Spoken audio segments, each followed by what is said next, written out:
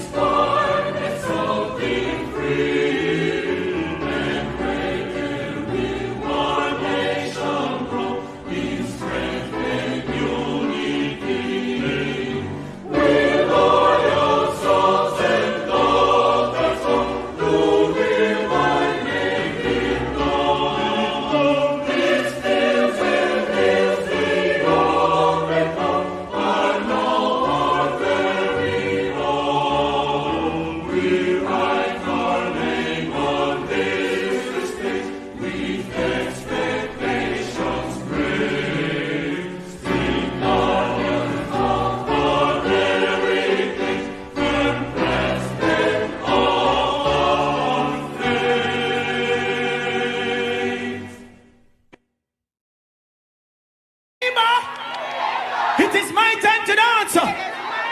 Give me pause. Jump, jump, jump, jump, jump. Everybody say, everybody quote it. Jesus, my Savior, I love you. I know. Pop style. Christian and above. Jesus, my Savior. Whoa, mama. Whoa, mama. What? Give me this. Hey.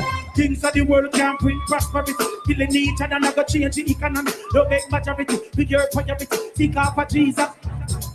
Put God first and Lego idolatry. Money and vanity is a necessity. Lego immorality, atrocity, hypocrisy. Resist the devil, thief and pornography. Then they are we enemy, we put them in a cemetery. We are more than conquerors, we have the capability. Honesty, charity, sweet personality.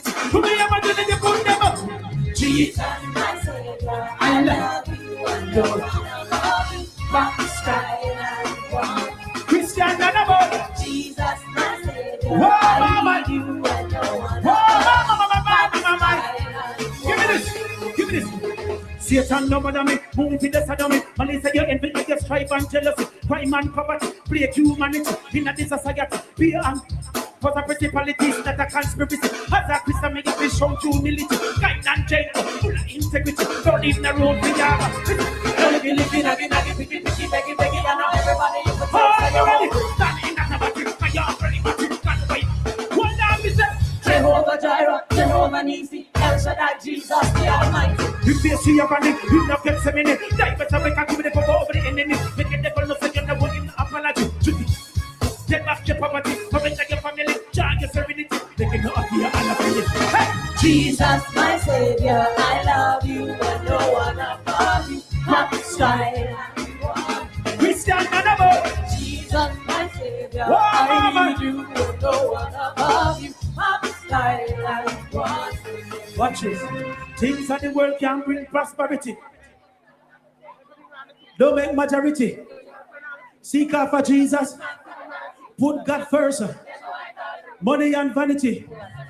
Let go immorality, atrocity, hypocrisy. Resist the devil and then the our enemy, we put them in a cemetery. We are more than conquerors, they have the capability, honesty, charity, sweet personality. Move the opportunity for God bless your ministry. See a time about me. Move with the side of me. Malice, envy, crime and poverty. In this society. Put the principalities that are conspiracy. As a Christian, make you show humility. Kind and gentle, full of integrity. Don't leave the room for yama. Listen, let it get picky. Everybody. Put them on! Jehovah Jireh, Jehovah Nisi, Jesus the Almighty. If you see a gunny, you not get some minute. Like better make a give the cover of the enemy. Make it never look like you're not working the apology. To give me the word, take back your property. Come and tell your family, charge your serenity. Everybody say, Jesus, my Savior, I love you, and no one above you. What style? Christian and above. Jesus, my Savior, I need you, and no one above you.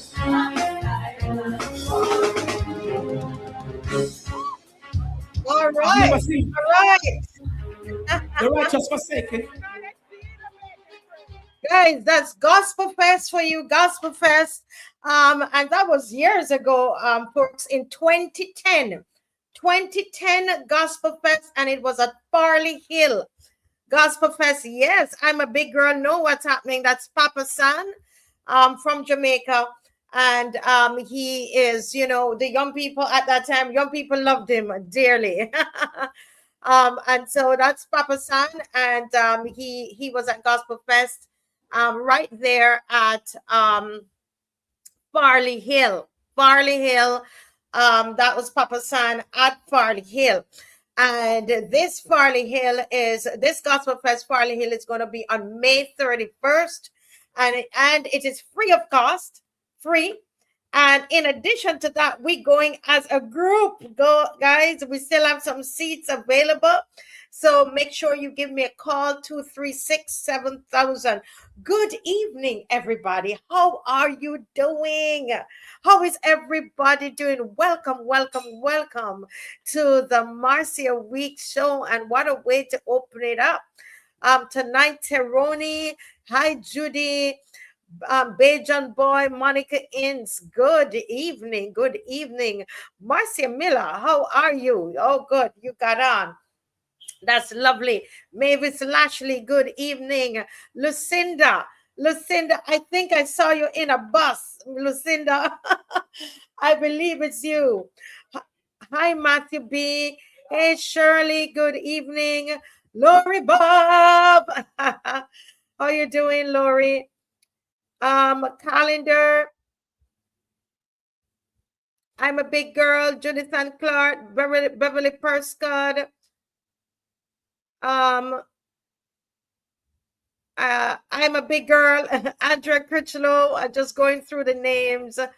Wonderful to see everybody on calendar. Good to see you. Hey, Jacqueline. How are you? Marva Hunt. Joy and Faith. How is everybody doing? Cherie, Sonia, Miss Mildred Ben, and Mystic Angel. Rodney Griffith. Hi, Rodney.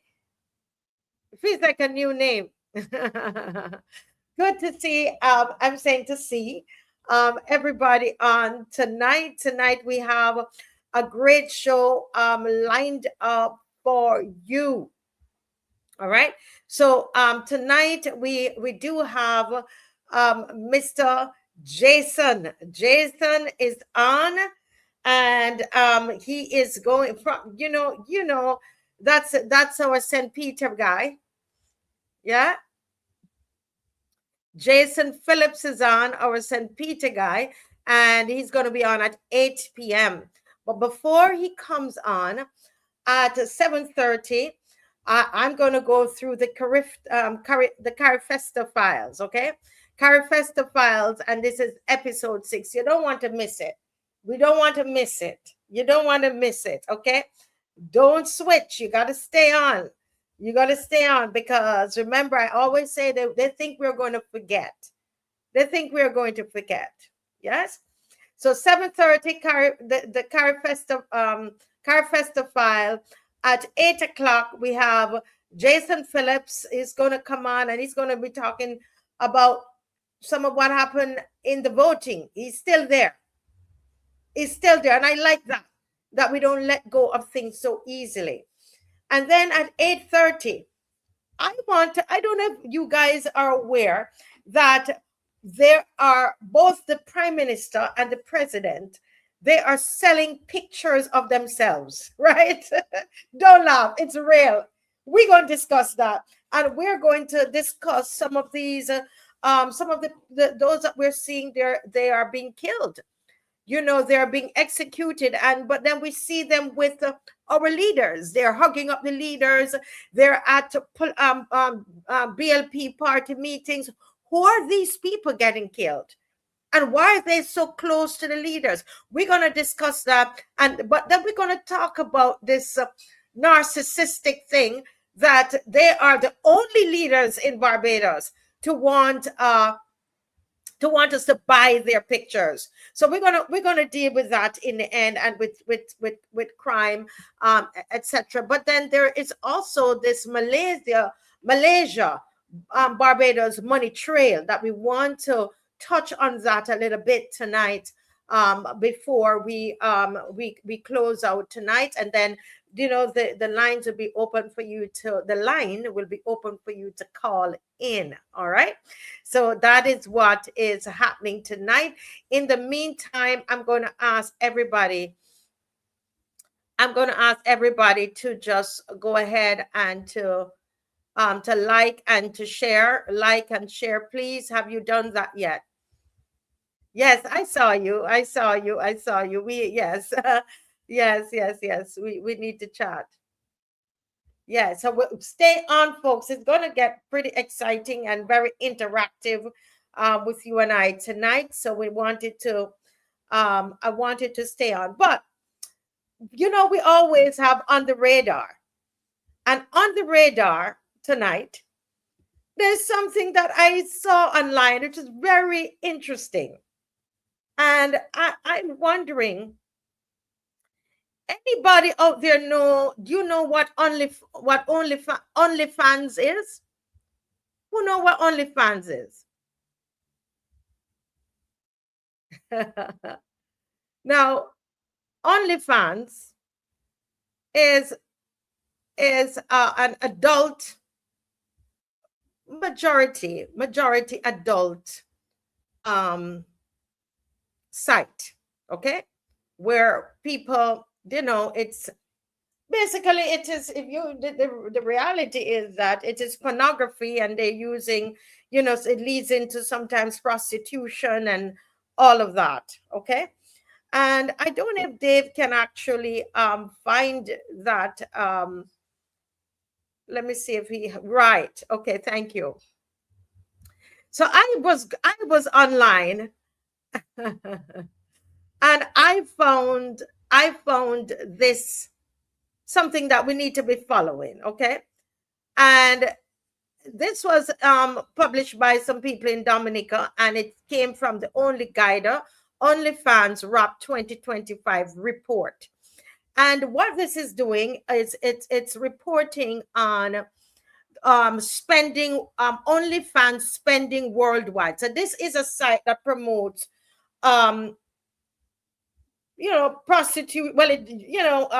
pornography, leading a lot of times to prostitution. You got to pay to see. So the women take off their clothes, right? Women take off their clothes and you pay to see. All right. And so they are saying that The report is highlighting what is called a Caribbean surge. Yeah, there is a Caribbean surge. And guess which country is number one in the Caribbean for going, tapping into OnlyFans? It is an adult website. It's Barbados. And the reason that I am bringing that up to you, it's because, I can guarantee that a lot of these people, I'm going to look into this a little more, but these are older men. And what we're finding, I'm telling you, I'm hearing of there are people, there are 70-year-olds and all of that with all kinds of children porn on their phones. Wives are finding it and all kinds of things that come in. People are calling in with these things. And it is because of what is happening immorally in Barbados. Perverts. Correct, Trevor. Perverts and prostitutes. Perverts. Yes? And a lot of women are feeling that this is a way that, that they're going to live. It's to take off their clothes and men have to pay them to see them. And Barbados is number one. Okay? Number one in the Caribbean. And I thought, I believe, it's an indication of the moral slide of this country. Since 2018, something has happened to this country.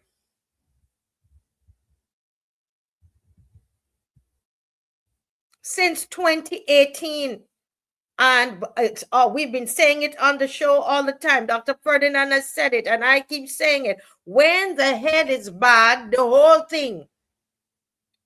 You have a corrupt, perverted government, then what is going to happen?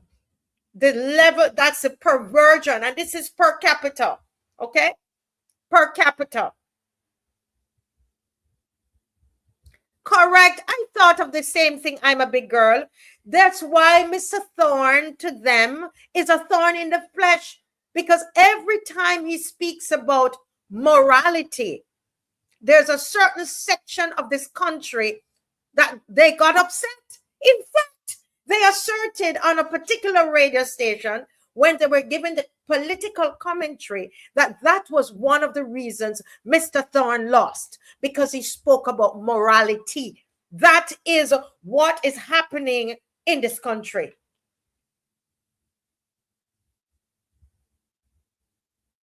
So this is an adult, this is a pornography site. This is a site that often leads to prostitution, and it is prostitution. You are paying to see girls. Okay? And Barbados leads the Caribbean per capita in that.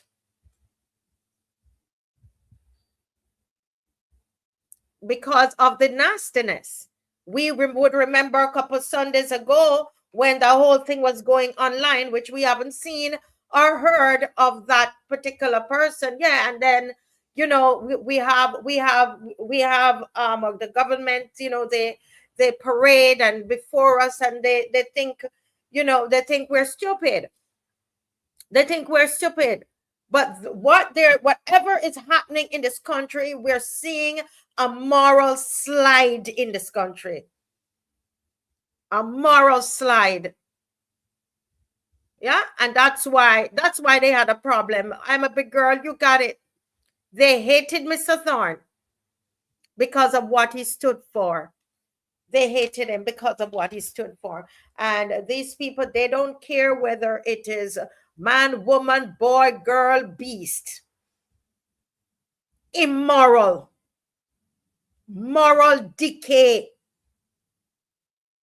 Moral decay. Yes?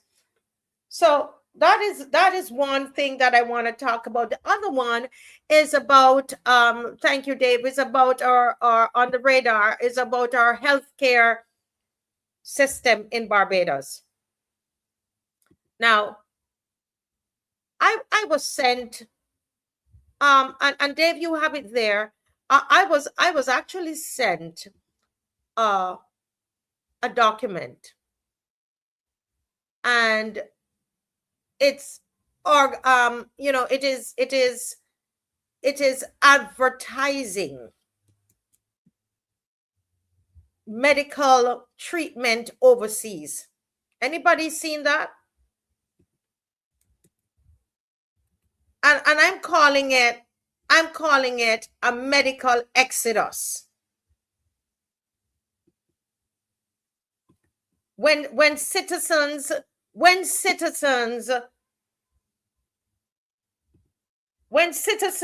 must fly to survive. Now, this was actually sent to me by a medical doctor because they wanted me to highlight. They wanted me to highlight what is happening in the healthcare system. Okay? And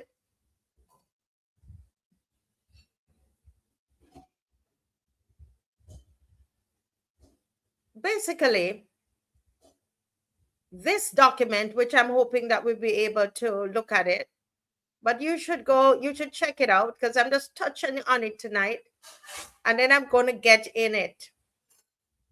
Yeah. So this medical tourism article that was sent to me by a medical doctor is saying that the Barbados public system is described as operating beyond capacity. This is what is being advertised. This is what is in this medical tourism article. Okay? So what they're doing is they are trying to get Barbadians to go to their country to do medical operations and medical treatments. And they've accurately described what is our medical situation in Barbados, where when you need specialist consultation, it takes months, where some surgeries are described as limited and sometimes delayed. Thank God the operating theaters are now up and working. I hope they're still working. We prayed about that.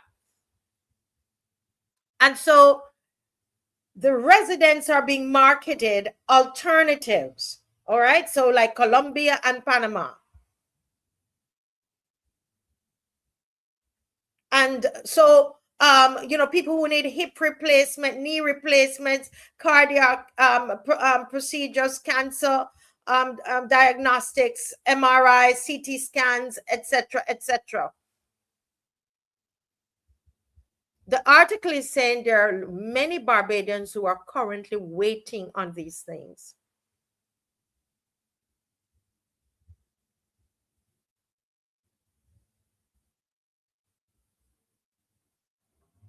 And it is because of this, they are advertising overseas. But, what is so interesting about this, we've now gone into a different another arrangement with the IMF. Don't mind them.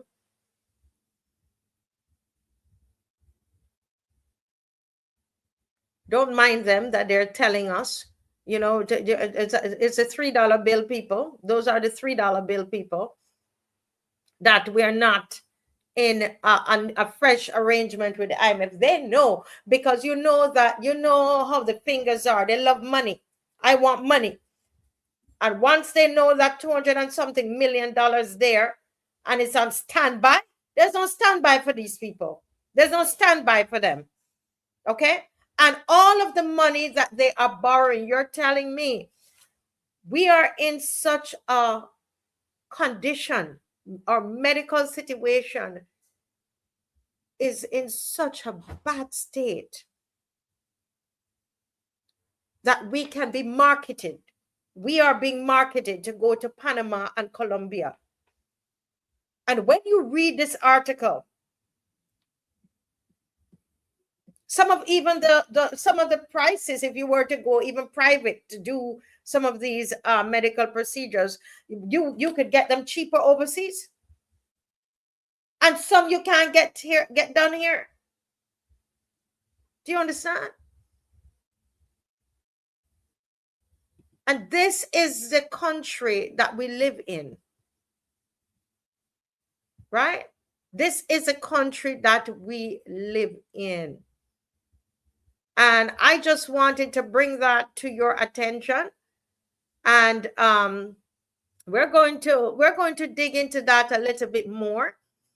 We're going to dig into that a little bit more, because I think that it is very serious. So because we are basically, we are selling paradise. We're saying, people, come to paradise, right? We're selling paradise to the world. But our own people, just to get surgery, they're forced to leave the country. Isn't that strange? A paradox. This is paradise, but if anything should happen to you on the island, we can't take care of you. In fact, we have added about 15,000 people through, the new immigration policy. 15,000 people from those 4 countries, and we haven't counted Jamaica. I'm Jamaican, and I'm telling you, almost everywhere I go in Barbados, there are Jamaicans. I wonder when they're going to give us the total number of Jamaicans who have migrated to Barbados. I'm telling you that it's quite a number. Every now and again you would see a few. No, you're seeing little children. You're seeing teenagers. You're seeing, I'm like, wow.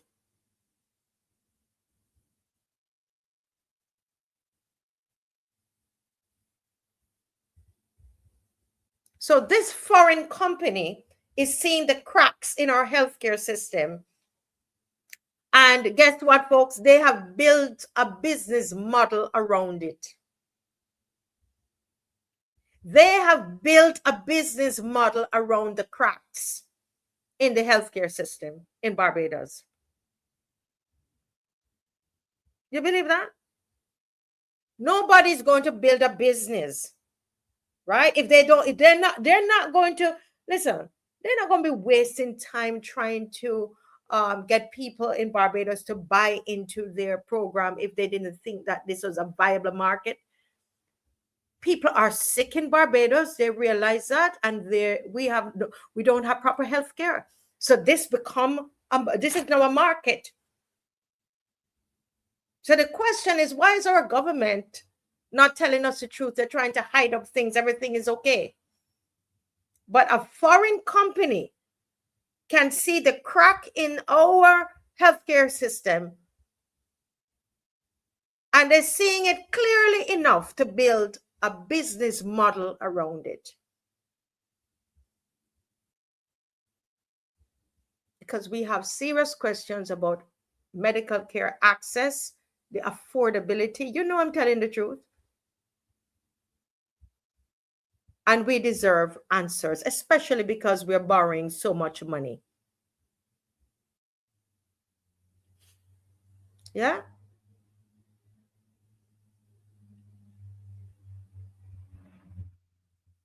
They've partnered with the government. I wasn't aware of that, Pedro.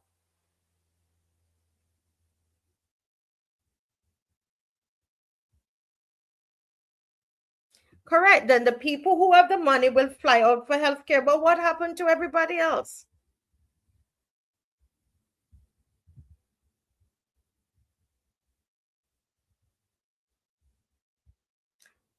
you know,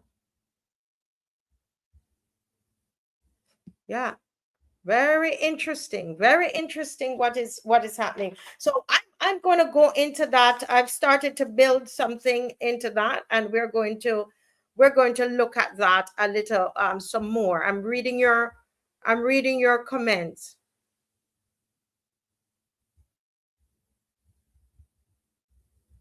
I'm reading your comments. Miss Electronic Crazy says everywhere they understand a business model, but this already beige and bleeding government. She's saying doesn't would not understand it. Yeah. Well, you know, that's the problem. That's the problem. That's the problem there. That's the problem there. And all we do here, we just spend money. We don't make money. We spend money. We borrow and we spend. We borrow and we spend. That is what happens here.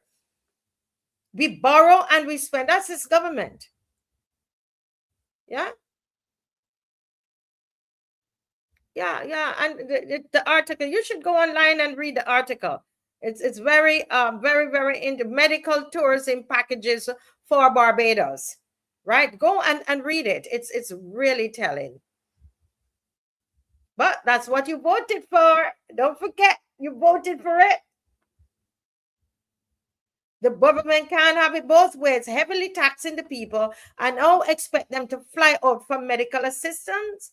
How is this working? Yeah. You see, that's the thing, dear Jacqueline. That's what's happening. So we are supposed to fly out for medical procedures, for surgeries. Yeah. How many persons are going to be able to do that? But we're gonna move on tonight, and because that's something that's on the radar. So I'm coming back to that. Right? I'm going to be coming back to that. But tonight, as per usual, it's Sunday night and CARIFESTA. We are on it again, folks, because we are not those 9-day wonders. We are not 9-day wonders. And tonight, I want you to have put on your thinking cap with me tonight, okay? At 8 o'clock, Jason Phillips will be on. Attorney Jason Phillips will be on. And he's going to take you back to the elections, all right? And then after he's finished at 8:30, we are going to talk about crime in Barbados. I'm going to tell you that there's somebody who's just spent possibly up to $1 million on a bulletproof vehicle. Are you going to hear who it is? You're going to hear. So don't go, and I want you to like and share, okay? CARIFESTA Files. I see people on the street and they tell me, Marcia, we love the CARIFESTA Files. And I think one of the reasons that you all love it is the fact that for 5 weeks we have been following the spending. We have been determined. We've held on, guys. And we said we're not letting go. We will continue to speak about this. Up 800% increase in spending, and they want us to forget it. And as we discuss CARIFESTA Files, I want you to think about what I just said about the medical tourism that is happening through Colombia, Panama. How they see Barbados as a marketplace where there are sick people with no medical care, and therefore they have developed a business model where they are expecting us or encouraging us, selling us a medical package to travel to Panama and Colombia for healthcare. So as I discuss CARIFESTA, I wanted to see what this evil government has done. An evil government. And I'm not afraid to call them evil. We're going to call it what it is tonight on this show. 5 weeks we followed the spending. We investigated the $5.8 million. Remember that? with the accommodation, the airfare per diem, and we knew that somebody needed to go to jail, or we needed the auditor general. Something needed to happen because none of it has made sense. Then the 14.1 million institutional spend, which they tell us, oh, look, we have left assets for you. We passed there today. Sorry, I didn't have my camera. We passed there today, and let me tell you, it's all it is right there at Combermere that they call in this village or this cultural hub it's a tent. It's a tent that started to look tattered already. Okay, it's a tent with a flooring. That is what the legacy that they have left, and a foul cub that as soon as hurricanes start, God forbid, the expensive plywood that was flown into Barbados to build that might go broken down. That is the legacy. The 14.1 million temporary structures, foreign contractors, where that most of that money, that $14.1 million went overseas to those in Ghana and Canada. Remember, we did that last week. And we imported the mass timber. But tonight, what we want to do, guys, we want to follow the money coming in. Because Miss Carol Roberts, I don't know where their business sense is, or if they did anything in business, put out some figures in the newspaper. No breakdown of these figures of the money coming in. What about the revenue? If you're going to spend all of $35.7 million, where is the revenue? We've already said we don't really have any assets left behind. The structures are temporary structures, and they are unfinished structures. So we must now look at, if you spent all of that money, so hold a minute, how are we going to pay for this thing then? What's happening? What about the money coming in? It's a revenue question, folks. Who paid for CARIFESTA? So these are the official numbers that they have. If you're taking notes, you can go ahead and take notes. Okay? Sorry, I don't have these official numbers on the screen tonight. But these are the official numbers. Take the notes. 13,408 tickets were sold. This is what Carol Roberts, according to the newspaper, the Nation newspaper, I'm quoting from the Nation newspaper, and they said Carol Roberts, the festival organizer through the National Cultural Foundation, she said 13,408 tickets were sold. Don't forget that number. Write it down for me. Okay? They said 93,500 visitors came through the village.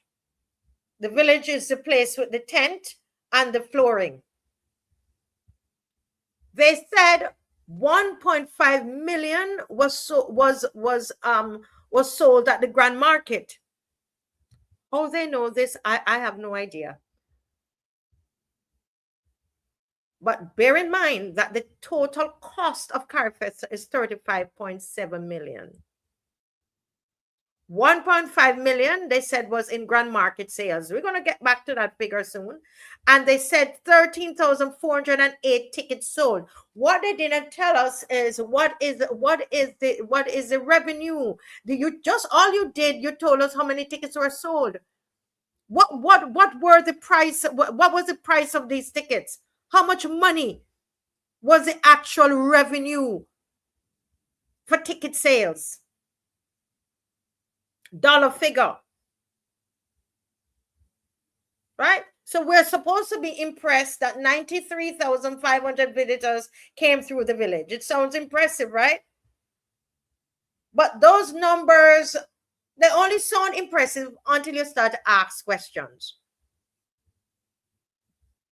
Let me go to my comment section. What would be some of the questions you would want to ask?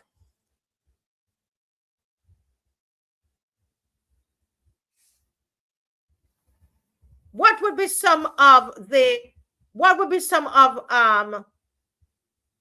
if somebody put out those figures?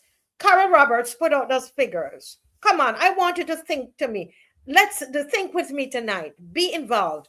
What would be some of the questions you want to ask Carol Roberts? I'm waiting on the comment section. Come on, quickly, because we don't. Why didn't we see a budget, set a budget and stay within it? Fine. Yes, because that would take care of the expenses. But if we move over to the revenues,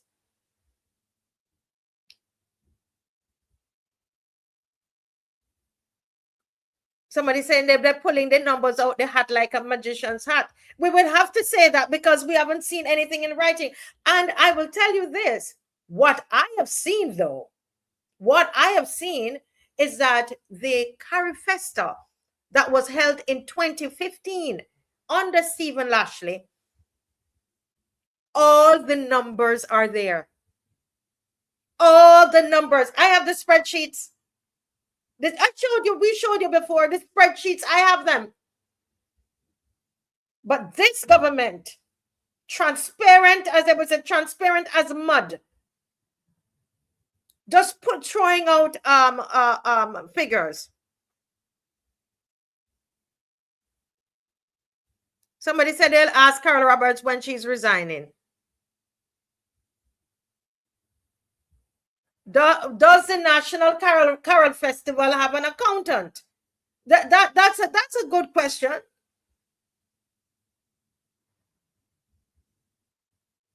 Yeah. But I want you to get involved in this one here tonight. Let me hurry along because Jason will soon be here. So 13,408 tickets are sold. But this is what we discovered. Most events, this is according to festival director. I said organizer. She's festival director, Carol Roberts. Most events were free. Now, if I say, when someone say most, what does that mean? Come, quickly. We only have another 15 minutes. If somebody says most events were free, what are they telling you? If you had 10 events and you said most of them were free, approximately how many were free? Quickly. Pedro said they would ask what's the price of a ticket, yeah? But Pedro and Sam and Jody and Vihar, we investigating it, together. Right? Yeah. If I had 10 events and I say most of the events are free, more than 50%. Okay? More than 50%. Because 50% would be half. I would say half. But if I say most, I'm looking at probably 60 to 75%, right? Yeah. Now, what I have found out from their own people, from those people within the Barbados Labour Party, I was told, because their new elections were coming up, what they did, they took the tickets. This is what I was told. That tickets were taken. These are the allegations with Carol Roberts and Prime Minister Mia Mottley. These are the allegations that tickets were taken and given to constituencies to get constituents to attend the events for free. Is that true, Ms. Carol Roberts and Prime Minister Mia Mottley? Was this part of you preparing for your elections? Did you give away free tickets to people in your constituencies? Are your constituents telling fables on you? Are they telling lies on you all? More than half of the tickets, possibly 60 to 75% free access. And people from the Barbados Labour Party, they have said to me, the tickets, they get tickets for constituencies. So if most of those events were free, how many events actually generated ticket revenue? You know, these people think this is a free for all. The ticket prices range from, I found online, between $30 to $250. Carol Roberts, Prime Minister Mayor Motley, where is a ticket revenue statement? I know your government people watching. Where is the ticket? You think you can just come and throw out some numbers on in the Nation newspaper and that's it? And we are supposed to just take that, right? But you know how we are, Barbadians? Some of you got those free tickets. And you're so happy about getting these free tickets that a lot of you won't ask the questions. And that's the problem. That's the problem in this country. And they know what they're doing. Handouts. But the handouts that they're giving you, it's your money. It's the taxpayer money. I'm going to show you tonight. Because somebody has to pay for that $35.7 million. The reason they would have sat down and done tickets because they knew that they needed the tickets to make up, to ensure that there was no loss. But then you gave away, you said, most of the tickets, Carol Roberts. You can't show us ticket numbers. What we want to see is a ticket income. Carol Roberts, what we want to see the ticket income.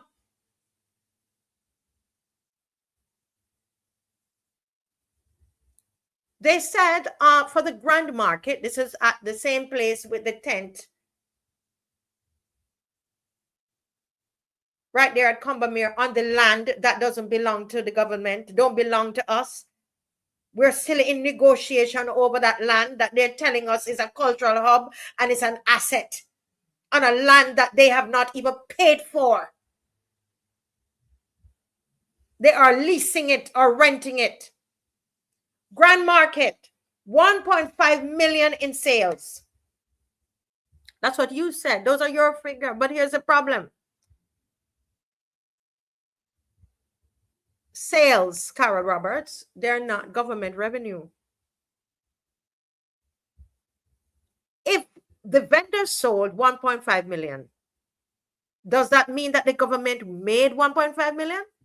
You want us to believe that? You listen to me, chat. You see these people?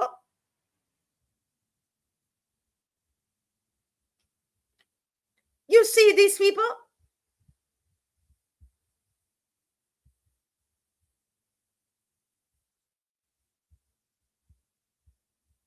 Correct, Sonia?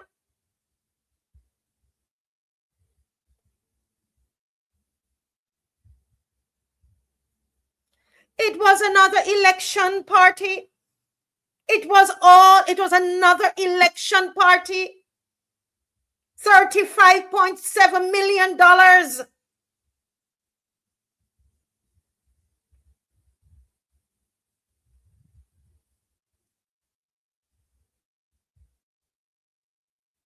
Yes, Daniel, they don't want anybody to question them. They will call me all kinds of names. But listen, folks. That 1.5, when she put out in there, there was $1.5 million in sales was made at the Grand Market. which I'm not even sure how they came to arrive at that number, more than they probably just pull it out of a hat. But listen, Miss Roberts, that doesn't mean the government made $1.5 million. That's what you're saying. That is what the vendor sold. That's what came to them. How much was the vendor rental? How much of that went to booth fees? How much went to the NCF?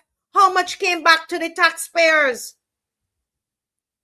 Because Miss Carol Roberts, crowds, you giving us numbers of people, they don't equal profit. I don't know where they get these people to head up these institutions and ministries. And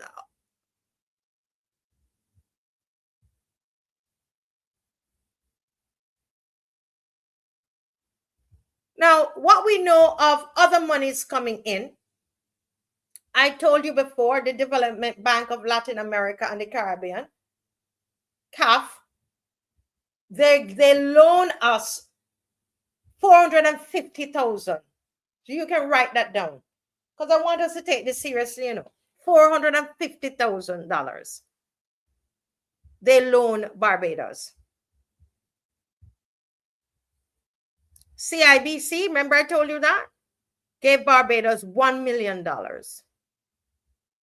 So we can say the external support, the identified external support that we would have gotten from our research, unless there's more, is only $1.45 million.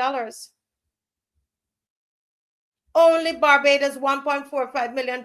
We spent $35.7 million. So you're telling me that the sponsorship, if you want to call it, the external support, was only $1.45 million, and we spent $35.7 million? That means the remaining cost, the remaining amount, so we could break even at least, was $34.25 million. So who paid the other $34 million? Who paid? Who paid it? You didn't get it in revenues because you gave away the tickets, Carol Roberts. And it would appear that you all did that as you were preparing for elections. This is all that this government is concerned about: winning elections or stealing elections.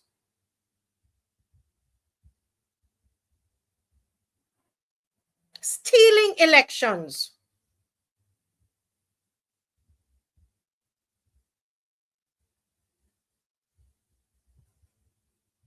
So if most events were free, and if the ticket revenue was limited, as we showed you, sponsorship or grants only covered a small fraction. Then where did the rest come from? Let me ask you, where you think the rest came from? Anybody? Where you think the rest came from?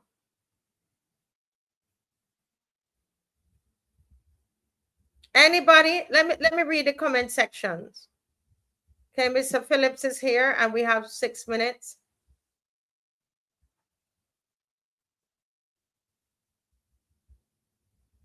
All they wanted was a fete and a party.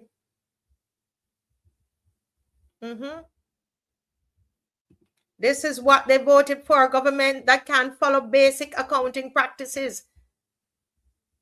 Yeah, can't get, that's it. And you went and that's what you voted for. And think about all of this that was spent, guys, and think about the state of our medical facility in Barbados.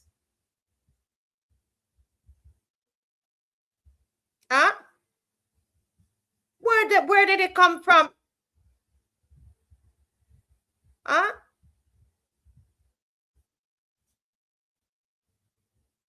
It was an election gimmick, Vihoy. Election gimmick. It came out of your pocket. It came from you, the taxpayers. Do you understand what I'm trying to tell you? 12 million, they projected $4 million. What are you talking about? They projected $4 million behind and spent $35.7 million. They claim that they spent. They claim they spent it on accommodation. And we've shown you on the show that the countries paid for their accommodation. Miss Roberts herself said that they followed the protocol of CARICOM, how CARICOM deals with CARIFESTA. She said it in the article. Go back and look. I'm not making these things up. And if that is the case, therefore, Miss Roberts, you all know then that you did not pay for those people to come in to pay any accommodation for the people from Bahamas and Trinidad and Jamaica, and those countries paid. They paid the travel and they paid accommodation.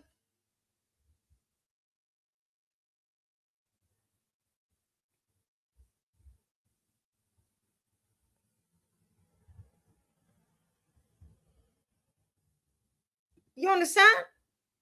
So this is why this is important. And this is something that I am telling you, Barbados, you will never say you did not know. You will never say you did not know. You will, because this show will be there as a record. This show will be on record. You won't say you didn't know.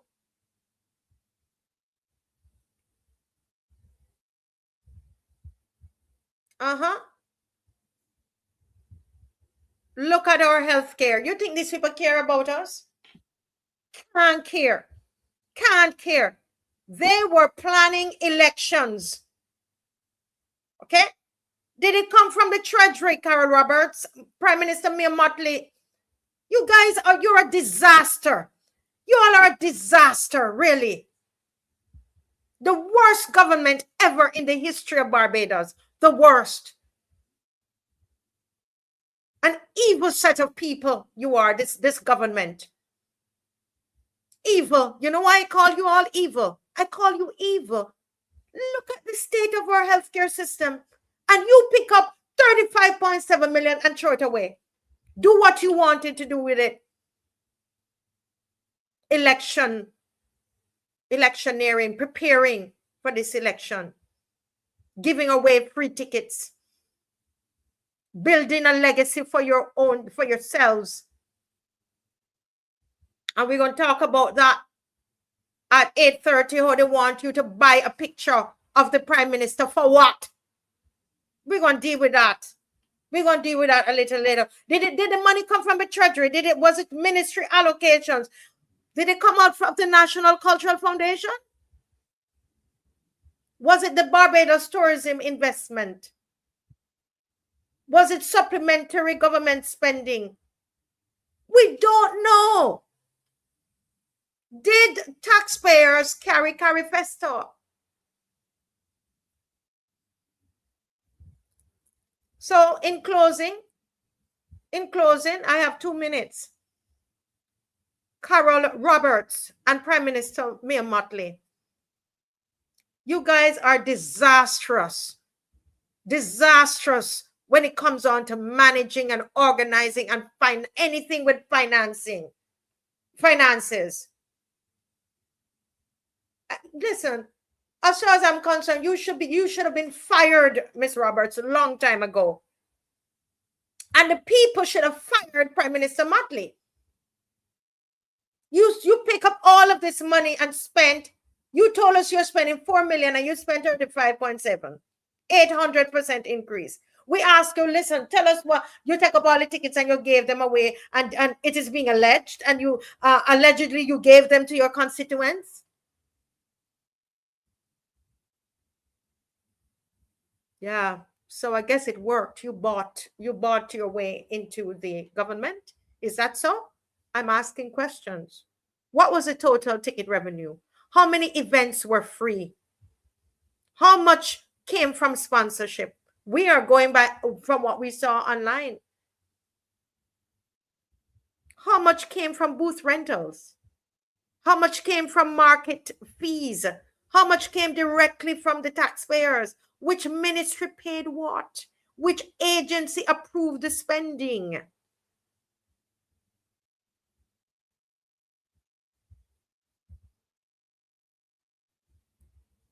Carol Roberts, Prime Minister Motley, don't show us crowds.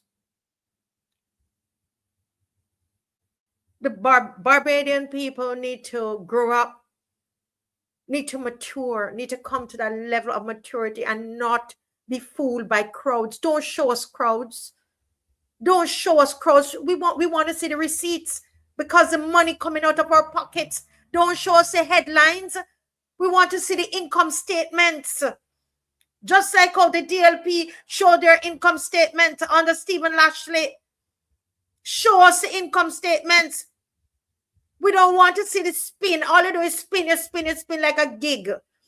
All you guys can do is do a spin. The spin on this. You give a spin on this. We want to see the books. We don't want to see no spin. Because we the people, if we paid for it, we need to know how. The people deserve to know how. And we're going to be back at you again next week. We're back at you again next week.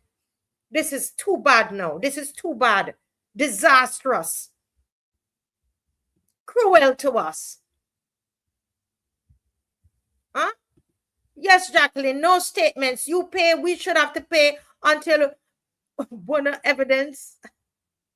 Okay, until you show the evidence. I can't read the Bajan too good.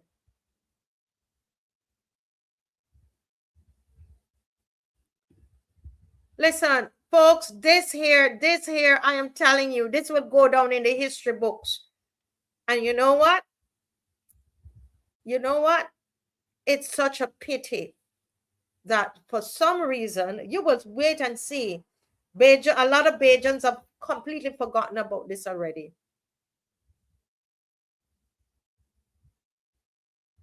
Hmm?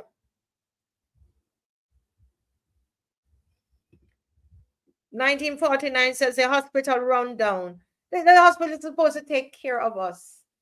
Run down, but millions being spent to keep the masses distracted and their minds enslaved. Another big election party.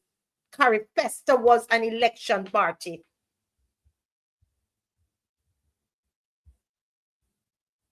Huh? They are lovers of themselves. They think it's all about them. And we're going to talk about that at 8:30. But Mr. Phillips is here. And, you know, this gets me so upset. Yes, it's the CARIFESTA Files. You're right. I agree. Dishonest. Yes.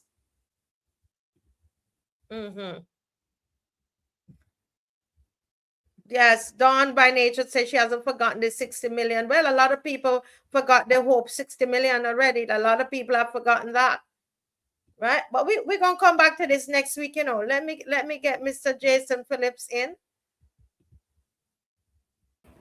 Listen, good night, Jason. It's a pleasure to have you back. We missed you last week.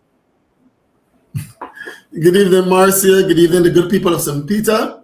And by extension, good evening, Barbados. Yes, I'm always happy to be here. Last week was Mother's Day. You can forgive me. Yes, it was. I had family engagements. You know. Yes. Wonderful. Well, it's a joy to have you back. And listen, I've been talking from 7 o'clock, so I'm just going to give you the platform. I'll just say, go at it, Jason. Take over, Jason. The next 30 minutes is yours. Okay. Well, I'm going to talk a bit about the election process in Barbados, and then I'm going to move on to the piece of legislation that the Honorable Prime Minister passed recently, the anti-deflection law. So Barbados is facing a serious democratic question. Why is voter turnout collapsing and who benefits from it? And I'm really talking about voter apathy here. In 2018, voter turnout in Barbados was approximately 60%. And by 2026, we all know that the turnout fell drastically, to roughly just above 30%. The lowest in modern Barbados history. Many political observers argue that low turnout in an election tends to favor the Barbados Labour Party. And when we have a high turnout, historically, it favors the Democratic Labour Party. And that is because they're able to mobilize the working class and so on. This perception has become an increasingly common discussion among ordinary Barbadians. The concern being raised by many citizens is not simply about who wins the election. The concern is whether enough is being done to encourage maximum democratic participation. And if you're going to talk about democracy, you want to have as many people as possible participating in the electoral or election process. Right now, we have a minority government. So imagine if only 30% of the voting population voted.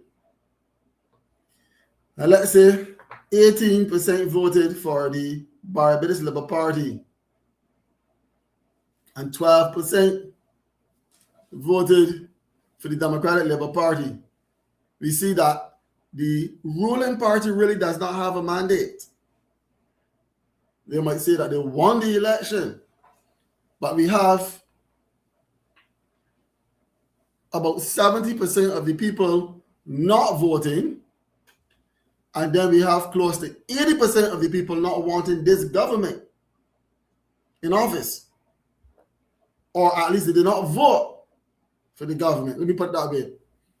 So if you have 80% of the people or 82% of the people not voting for you, either because they voted for the Democratic Labour Party or they stayed at home,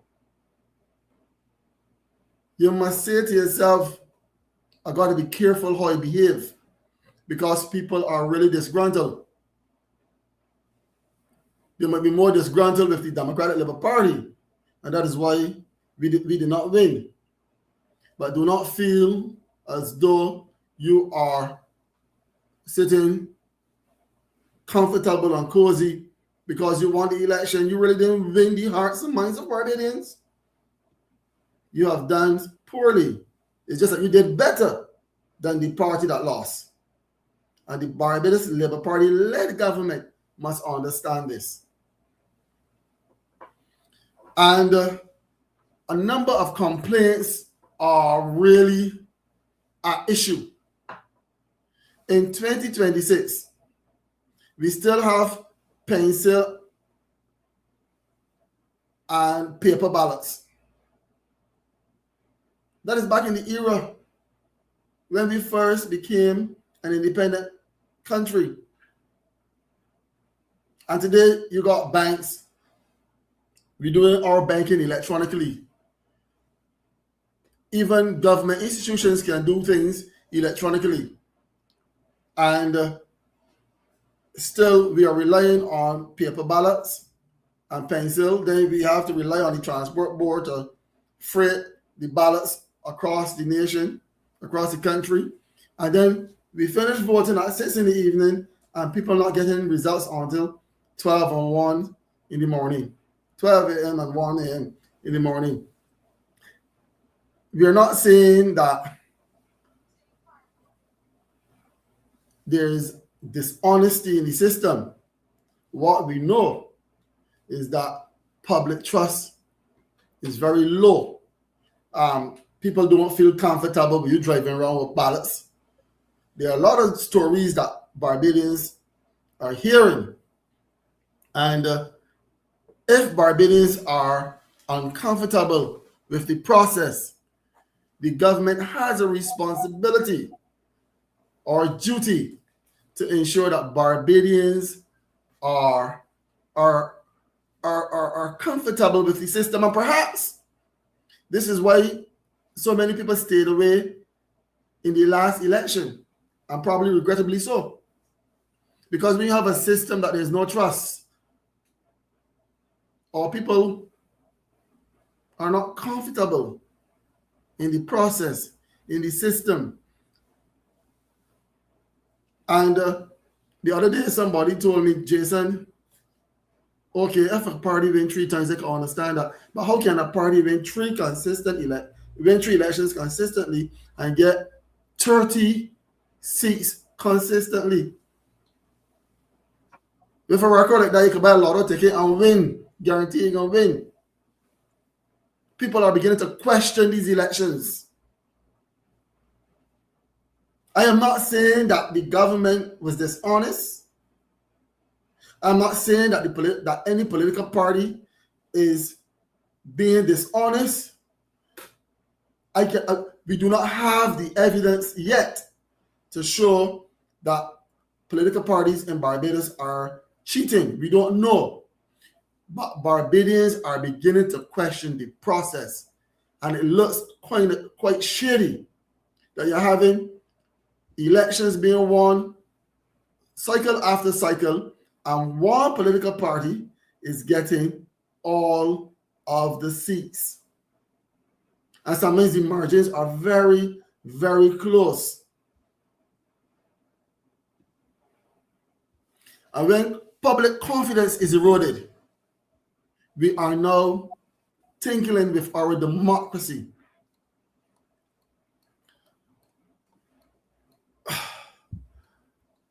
And many citizens, and I walk around Barbados, especially the constituency of St. Peter, and many citizens are now calling for serious electoral reform.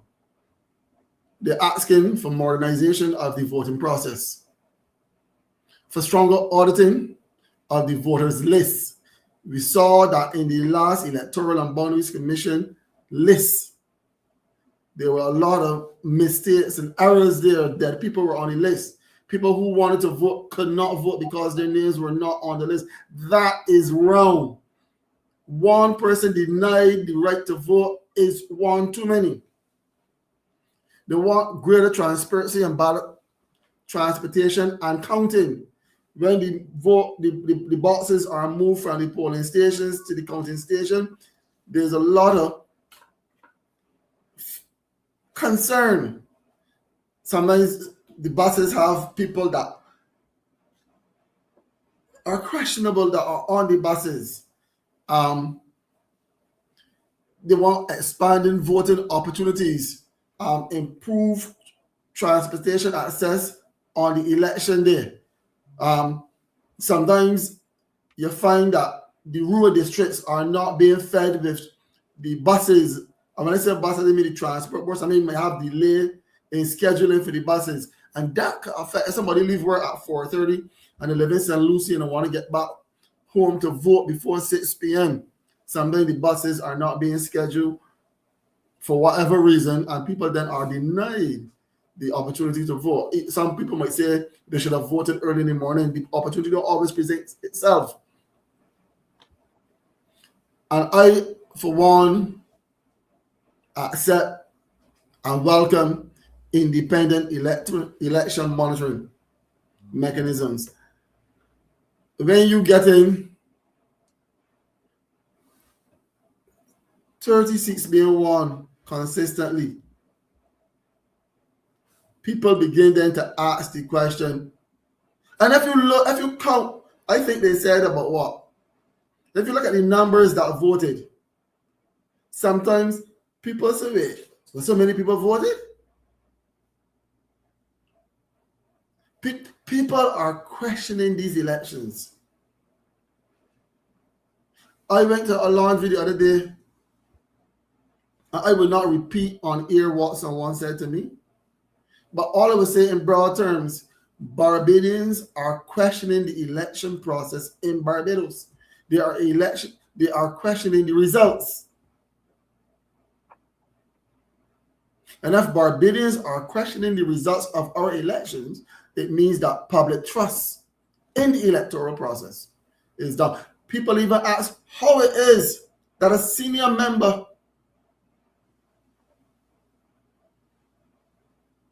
of the EBC was then later made a senator.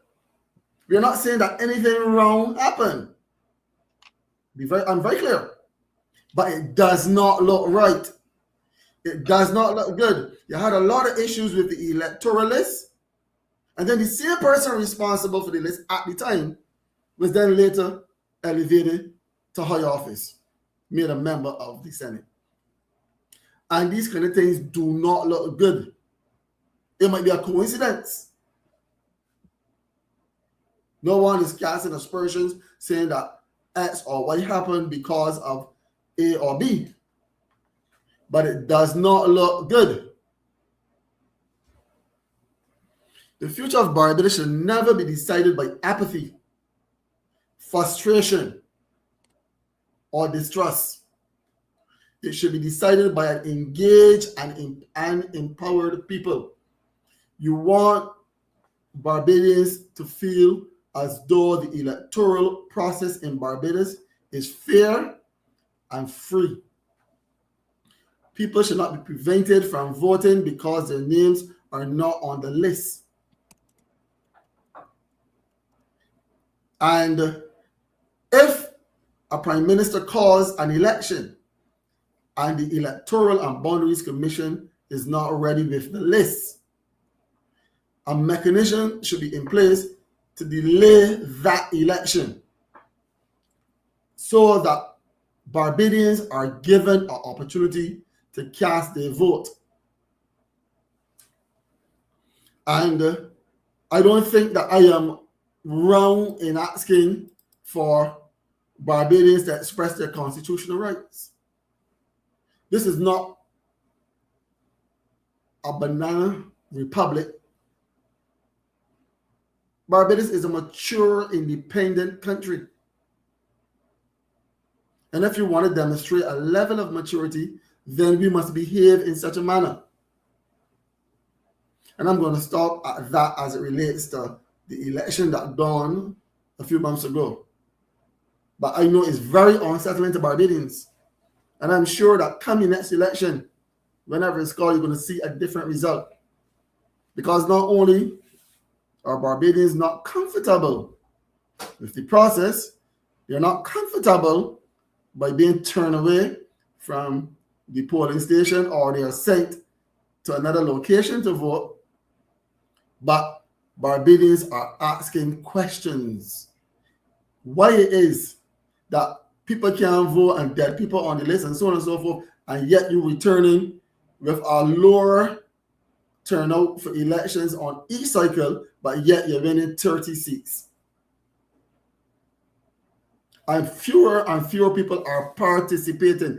This Barbados Labour Party-led government has a lot to answer for. Barbadians are upset. Yes, there are party faithfuls within a party that will make you feel as though you're on top of the world, but look at the broader picture. This government has a mandate about 18% of the electoral group, the electorate. About 80% did not support this Barbados Labour Party-led government.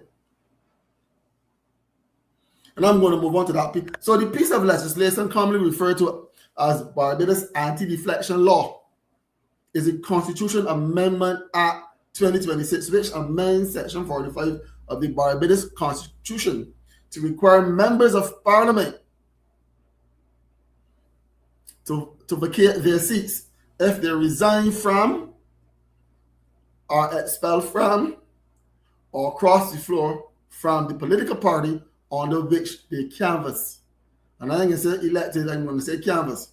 So if you canvass under the Barbados Labour Party and you are now a member of parliament, if you disagree with any of the policies and you decide that you want to leave and join another party, or if they expel you because they don't like your views, or if you resign, the law is that you now have to go back to the polls. There must be a by-election.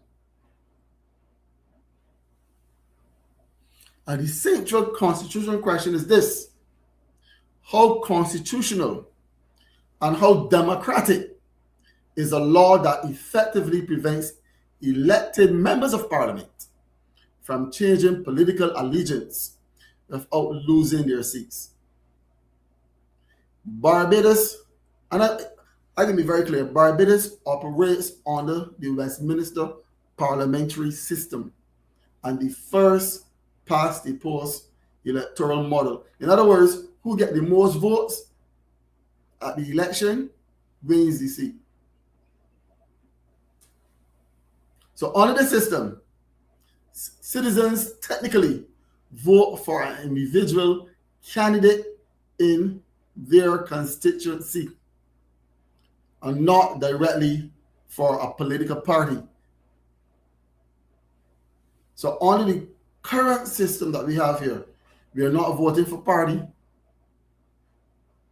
So if you're voting for Jason Phillips in St. Peter, you're really voting for Jason, even though I may be a member of the Democratic Labour Party, even though I might align myself with the Democratic Labour Party. When the returning officer calls my name, the duly elected person for St. Peter is Jason Phillips. I choose then to align myself with a party.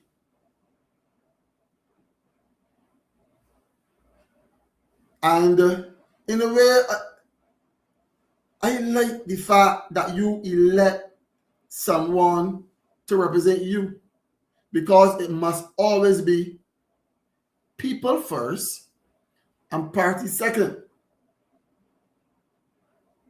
And that's a fundamental principle. But this anti-deflection law, you will see that it goes beyond the voter now.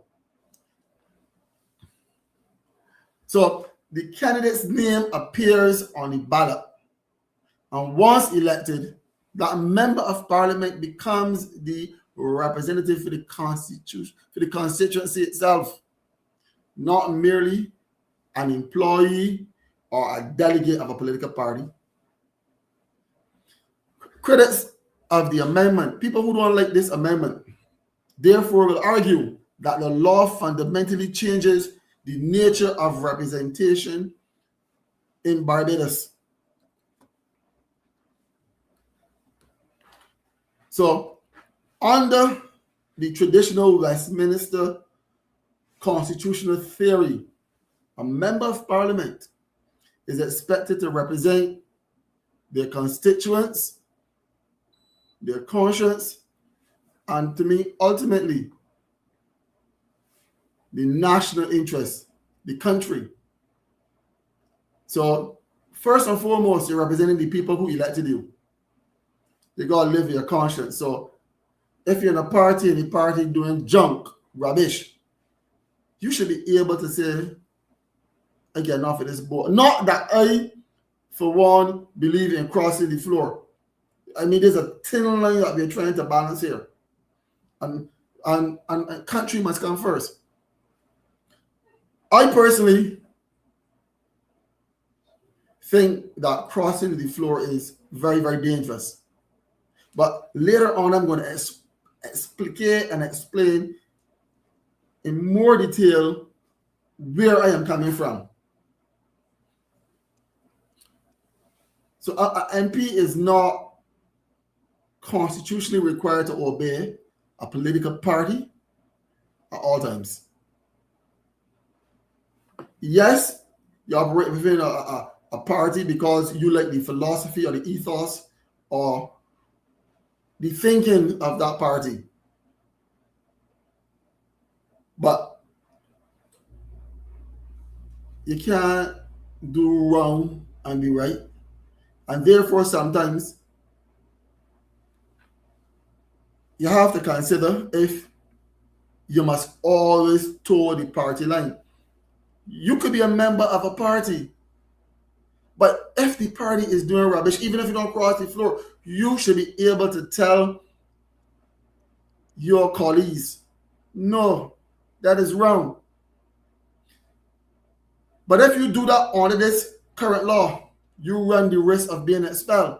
So really consider in your mind what we are talking about here. I said that people first, party second. And if a political party could expel you for whatever reason, it means then that you cannot really truly and fully represent the constituents that put you there. Because you want to represent them on one hand, but on the other hand, you don't want to offend the executive in the party leaders. So, for example, if you're in the Barbados Labour Party, Mayor Motley, the Honorable Prime Minister of Barbados, Mayor Motley, is the leader of that party. And because of this legislation, if you offend her, it means you stand the risk of being expelled from that party, even though the people supposed to be your boss. It knows you are now shifting power from the people over to the party and the party bosses. And you're not putting the power that the people once held in the hands of the party bosses. So the dynamics is now changing, the constitutional dynamics is changing. So now you are beholden to a party and not the people. And when you talk about anti-deflection law, that is mostly associated with proportional representation. In Guyana, in South Africa, and some other countries in Europe, you have proportional representation where you're on a party platform, you're voting for a party, a bloc. So you're looking at seats in a bloc, and therefore you run under a party banner. And therefore, if you are not in tune with the party anymore, the party might want to sanction you. And if you decide to leave, that's where the legislation comes in, because now you are affecting that block. But when you have first past the post system, you are not being elected to office because of any party. The people are elected individuals, and those individuals decide to associate with a party. I know this can be a real ticklish aspect to look at, because at the end of the day, some people vote party too. But we still have to remember the system. Our system is first past the post system, and therefore historically crossing the floor has been controversial, but it has also been recognized as part of parliamentary independence. Members of parliament sometimes cross the floor because they disagree with the party leader. They believe the party abandoned its promises. They are acting on principle, or they believe their constituents' interests are no longer aligned with the party that they canvass with. So, I hope that I am being clear in this debate. Well, not debate, really, in my utterances. Mm-hmm. Because anti-deflection amendment changes the balance of power significantly. Remember, when you vote for an individual and that person represents you in parliament, even though they might associate with a party, the party is not paramount. It is always people first and party second. But when you under the anti-deflection legislation, the party is now paramount. So we are towing the party line each and every time, and you're taking the power away from the people. Yes. So, but I want to ask your question there, Jason. As we close this segment, we have 3 minutes in there, and It's gone already? yes. I'm not getting one. Yes, you have 3 minutes because it's 8:30, and I took 3 minutes of your time, so I'm going to 8:33. But let me ask you, as we close this segment, I want to ask you, sir. You're a lawyer, you're an attorney, and I just want to commend you for not letting go of this. But I still want to know. You are in a party that you have so many lawyers in the DLP. What can you guys do as you prepare, get ready? You're talking about electoral reform. I know you are not, these are your thoughts. It's not the thoughts of the DLP. So I True. probably should not ask you the question like that. So then let me ask you, as a lawyer, what can you do on behalf of the people? As a lawyer, for the people there in St. Peter, can I ask you that specific question? Okay.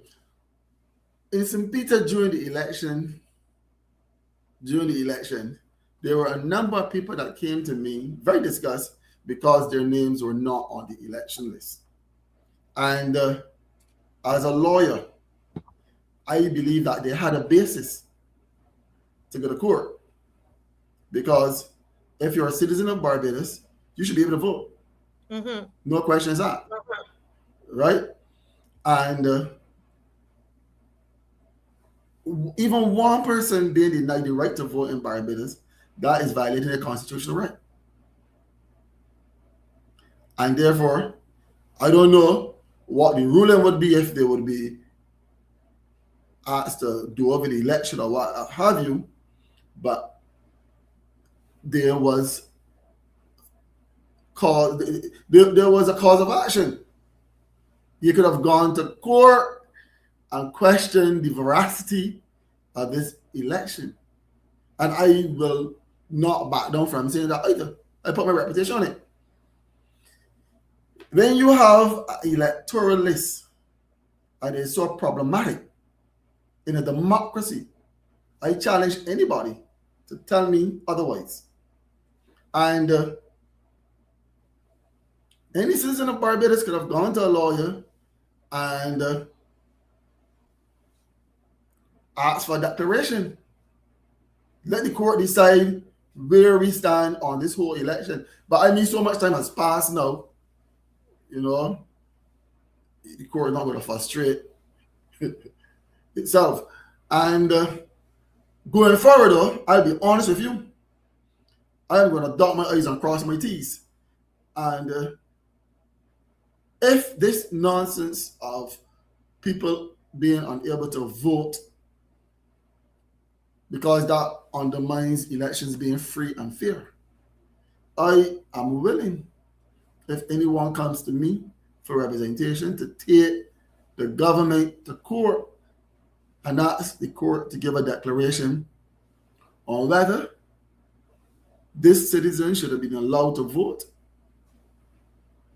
In fact, I would prefer it to come to me before the day of the election. When you check that list and your name is not there, come to me. I'm not saying this didn't work. Don't get me wrong. This is politics I'm talking. Or you can go to any lawyer then. Let me remove it from me. I don't want to buy some answers to listen to any work. If you check whenever an election is called again and your name is not on that list, and you make the Electoral and Boundaries Commission aware of it and is not placed on the list, find a lawyer and take the Electoral and Boundaries Commission to court. They got something called judicial review. Yeah. So, Yeah. and there was not a one-off case in Barbados. There were many people who did not vote because they could not vote. Their names Yeah. were not on the list. A guy told me so only 2 days ago. So it's a serious injustice that was done Of to course, it's a Barbadians, constitutional, and it's a pity that and again, it's a it's a part. constitutional conundrum. Yeah, yeah, And you can tell them I say that it's a constitutional conundrum. You yeah, should not have, you should not call an election, and so many Barbadians were disenfranchised because their names were not on the list. yeah, And even if, and in many cases too, they were not allowed to vote in the area that they live. where they were custom voters. I mean, I know a family. I said this before. These boys, these men are twins. I don't want to call it district because then it would be too narrow. There are Yeah, twins, and one voted in St. Peter. They live in the same household, carry the same surname and everything, right? And they were voting for years in St. Peter. All of a sudden, one person voted in St. Peter, and the other voted in St. Lucie, and the people did not leave. Yeah, like the person left and went and lived in St. Lucie and then came back. They were living in St. Peter all the time. yeah. Well, Jason, listen, we got you got to you have your space on Sunday nights, and it seemed too short, but it's way over we've gone way over the time now. But thank you so But much. the anti-deflection legislation is really associated with proportional representation. And it seems as though the government is going towards proportional representation where you're voting like for party and not for the individual, without telling Barbadians that we are no longer having the force past the poll system. Yes, So well, we need our to system we need is to go into that and educate Barbadians on that. So I hope we can continue that next okay. week Sunday. All right. This is too short. Okay. But thank you so much, Jason. We've advertised some other things, and you know how it goes. We will be back at it next week. Thank you I so just want much. to wish all of those mothers who celebrated Mother's Day last Sunday a happy Mother's Day. I want to thank the good people of St. Peter for being so receptive to me. I know I get some buyer's remorse with them too. They sort a lot of them me next time, Jason. Next time. And Barbados, listen, Marcia, I want to tell you something before we run. Yes. I always say the good people of Barbados love me. I was on the highway just a few days ago, 2 days ago, and I accidentally ran in the back of a man. And I came out, we on the highway and the road block up for all the way back. And I walk over to the guy and I say, good evening, I am so sorry, whatever the cause. He fella Jason Phillips. I am so happy to meet you. And he got on the phone, he called his friend. And the man, don't worry about that. That's nothing. So I can see the love Barbadians are showing. Yeah, he was not even interested in defending the bender. He was just happy to meet me. He took my number. He called his friend. We did his selfies and all kind of thing. Man, so I will call his name because and the strange thing about it, his father was a prominent politician in Barbados on the other side. And he was still happy to see you. Well, yes, he said, Jason, my family is traditionally Barbadians. I mean, BLP supporters. But I really like you. I like what you're doing. So we love you, Jason. We love you, and I wish there were about 10 more like you. But God bless you. Have a good night. We see you next week. Thank you. And God bless you. I love you. Bye-bye. Oh, wow. That's Jason for you. Just love his spirit, Shirley. I do. And it's always a pleasure to have him on. But I made announcements on different things that we want to deal with tonight. And we have three more areas that we want to touch on tonight. And then we have a birthday that we are going to announce at the end. So you got to stay with me. A special lady's birthday is today. She's 70. So we're going to do a little celebration at the end of the show. All right. But I want us to look at this here quickly. Why is Barbados in the midst of a global money laundering scandal? Did you all know about that? How many of you knew that Barbados is in the midst of a money laundering scandal?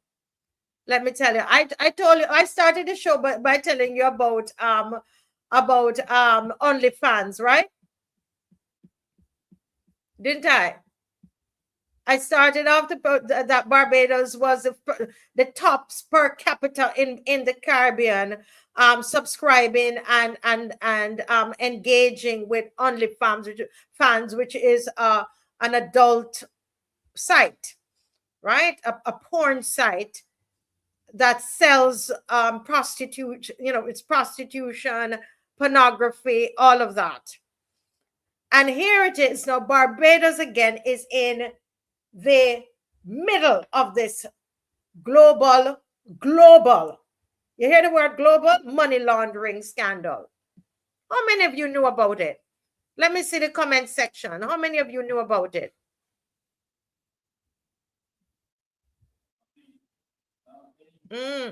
Well, let's take a couple minutes. I'll just take 5-7 minutes and go through this, okay? Now, a story appeared in our press that many people may have read and then moved on, which is what we tend to do in Barbados, but we have to break that cycle. And I'm starting this ball rolling with the story, and I am going to say to us, let us crowd investigate this one. How many of you will say, Marcia, I want to help to investigate this one? We're going to do it. We're going to crowd investigate. That's something we want to start to do more on the show, because this was brought to my attention by a viewer. And that's one of the good things about the show. A lot of the things you see me come with, they come from you. But we want to officially say we crowd investigate on this show. All right. So this was in the Barbados Today. So it's the article, it's kind of hard to read. So I am just going to summarize quickly for you. It's not gossip, all right?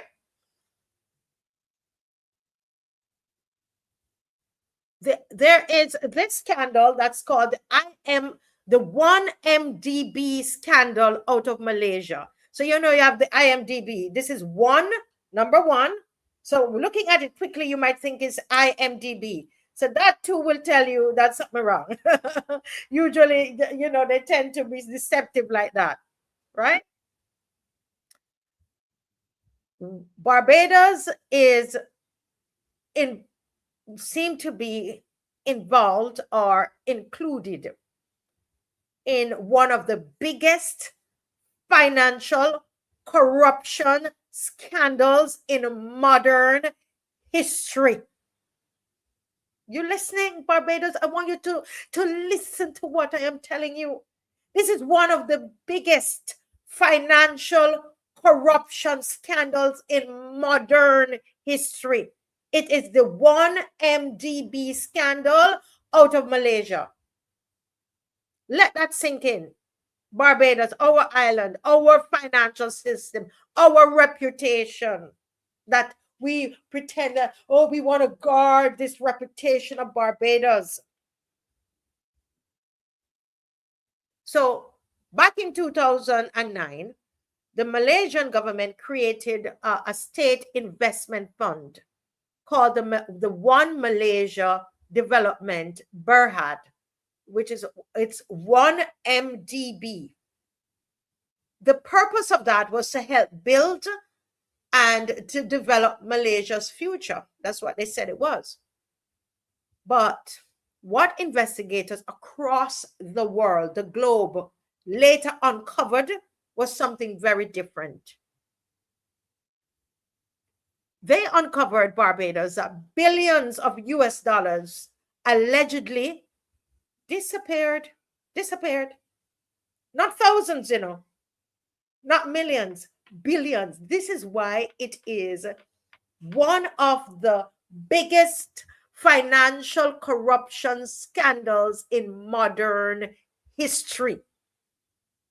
Billions. And I'm emphasizing because I want you to understand the seriousness of this.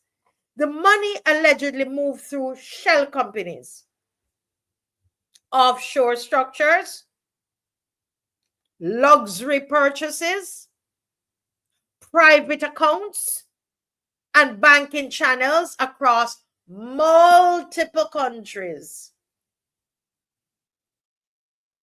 The reality is this, Barbara, is that this became such a major international scandal that investigations were launched in, of course, Malaysia, in the US, in Switzerland, Singapore, Hong Kong, Australia, and other places. The former Malaysian Prime Minister, which I think the name is pronounced Najib Razak, Najib Razak, was convicted in related corruption cases, and that prime minister, the former prime minister, is actually now imprisoned. Okay, so understand what I'm saying. This is not a small foreign story. That's why I need all of us that's watching.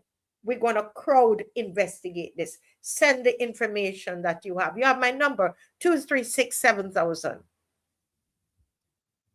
One of the biggest financial scandals in the world, and now Barbados' name is in it. How? According to recent reporting, and this was in the Barbados Today, and I'm going to see if they're going to do anything follow-up. Anybody going to do anything follow-up on it, right? The Malaysian Anti-Corruption Commission reportedly obtained a court order involving approximately 1.7 million US, allegedly connected to this scandal. And where was this money reportedly held? This US 1.7 million? In 2 accounts in Barbados.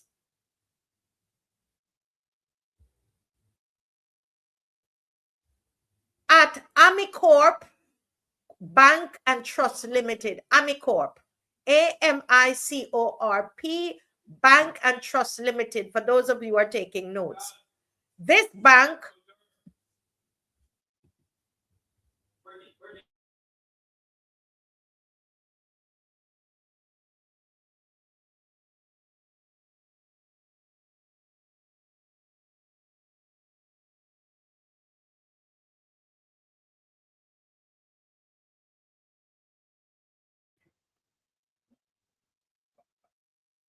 Gilbert Perry, this is not just news coming out of Malaysia. Do the research before you speak. It's not fake news.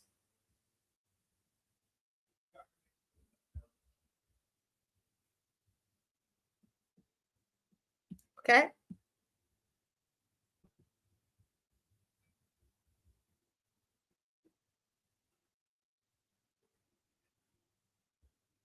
When your country's name appears in a global money laundering investigation, it is no longer just a banking story. It becomes a national reputation story.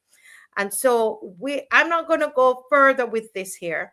I want us to get into this a bit. Yeah? Get into this a bit. We don't have much time tonight. I'll come back to it. But let me just read some of your comments.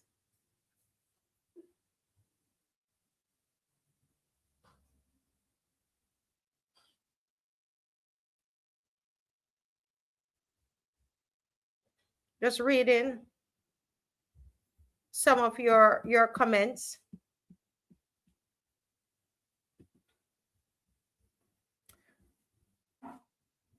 So we have some questions that we want to ask tonight, okay? So this Amicorp Bank and Trust Limited is a bank license in Barbados. It's saying here the bank is regulated by the Central Bank of Barbados. Okay. So we have to find out there. There are lots of questions that we need to ask there. They're saying funds allegedly moved through jurisdiction, including Barbados, not just Barbados, Curacao, Hong Kong, British Virgin Islands, and other offshore centers. Now, these are allegations in ongoing legal proceedings, right? They're not convictions, these are allegations. The question that we're asking tonight is not whether people are guilty, but the question is, when did Barbados know? Did our regulators know? Did our authorities know? Did our financial intelligence systems flag anything? Were suspicious activity reports filed? Did foreign investigators contact Barbados? Did Barbados cooperate, or did Barbados read this the same way the public did in the newspaper?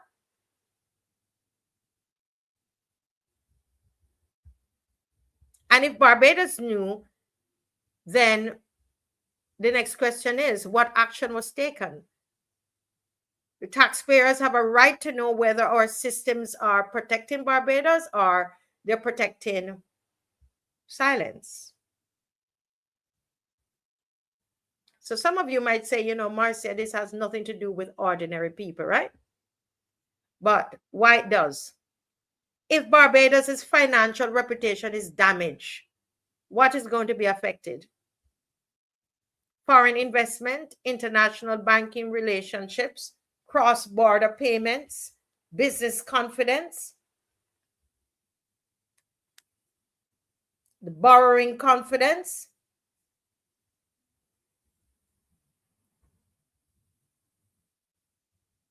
Eventually, it's going to affect you, the ordinary taxpayer, you know, the small businessman, the entrepreneur, the young person trying to build the family that is trying to survive. So we're not accusing anybody tonight, okay? We're not here accusing. We're asking, because we're in a democracy, supposed to be. We asking because we're patriotic citizens, right? It's not treasonous to ask questions. We asked the Central Bank of Barbados, when did you know? To the Minister of Finance and the Ministry of Finance, was Barbados ever formally notified? To the regulators, where were all the anti-money laundering protocols triggered? Because, you know, this is something that I know that Barbados is very strict about the anti-money laundering protocols, very, very strict. To the Parliament of Barbados, will the people ever get any answers about this? Is this just going to go like everything else?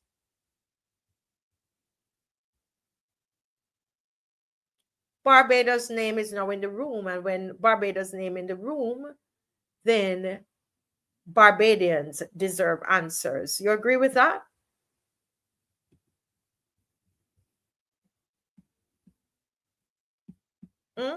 You agree with that? Correct, Rookie. And that's where I want us to go. We have to look at all this investment money that is coming into the island, you know.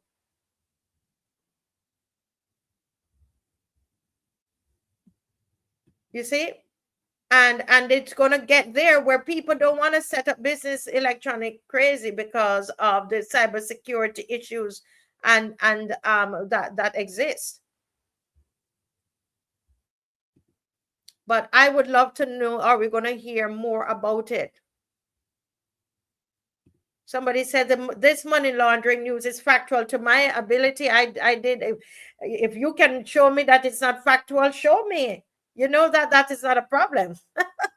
Show me. Show me. Show me that it's not factual.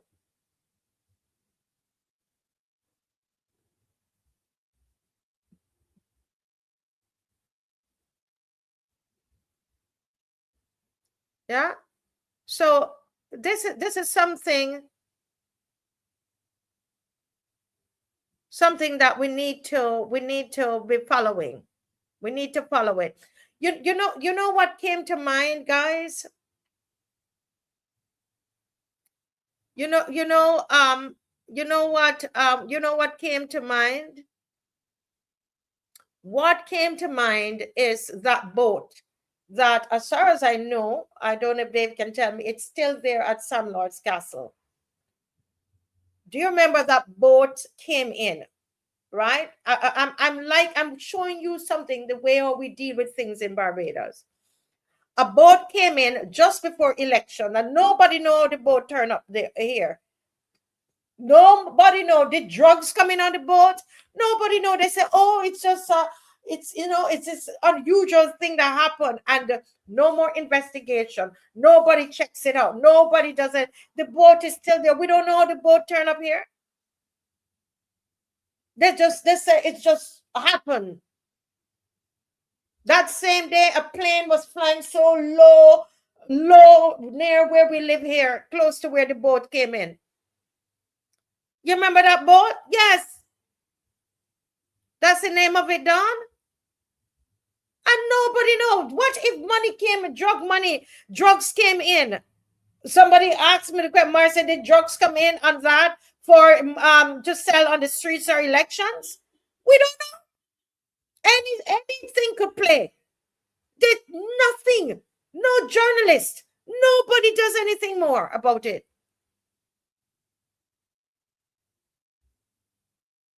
And this story, I tell you, will go the same way. This story is going to go the same way. If I am wrong about it, I have no problem with you sending me the information. Thank you, V. Hoy. This is why I'm telling you that the systems here, the anti-money laundering system in Barbados is very, very, very formidable, very strong. So I don't understand this. You see what I mean? It's the same thing. I thought about it this evening as I was preparing this. The boat that is still there and nobody knows anything about it, and we don't care. I'm doing the story and people say, oh, move on. They want to hear gossip. They want to hear who in bed with who. That's what a lot of people, that's what they want to hear. They don't think about Barbados' reputation.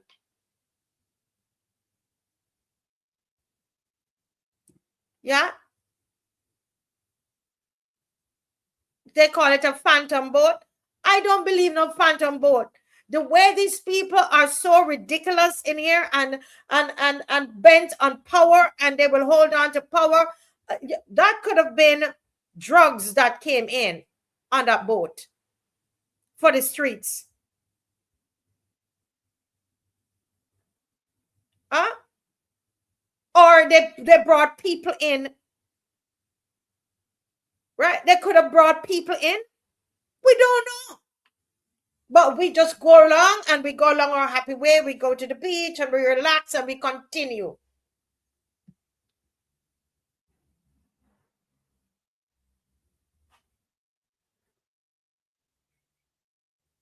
And correct, Angel Humble, according to reports, the central bank regulated its bank.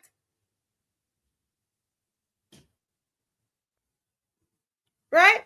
It's called Amicorp Bank and Trust.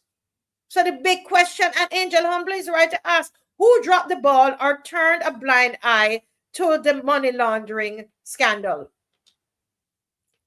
Yeah? It could be guns on that boat too. Back to the boat. But the point I'm making, guys, is how things happen and we just move along. You understand what I'm saying?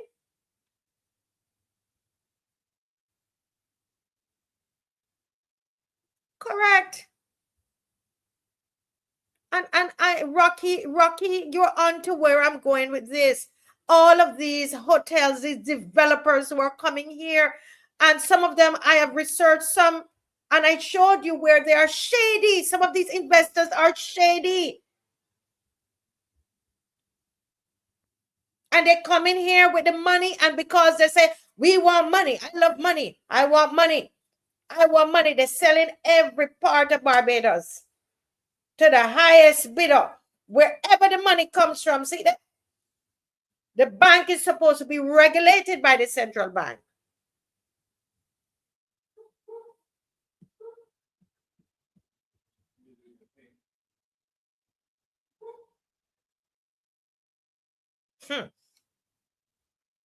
Yeah, this is a really big one. It's a really big one. It's a really big one. You remember that we were told that we had a boat, we had a ship with our name on it in the Strait of Hormuz? You know what I found out about that? It's so many things. I will have to pick up on that tomorrow night. That they actually sell the title. They sell the flag. They sell. They give. They sell. They sell the up. They sell. It's a business, a big business, where the flag is actually sold. You understand? But I'm gonna go into that more. I hope tomorrow night. That's how we get in the Strait of Hormuz. We selling every flipping thing. And they put it on some other ship in the Strait of Hormuz. I get that from good source. It is something that is done by Barbados. And that's how our name get out there.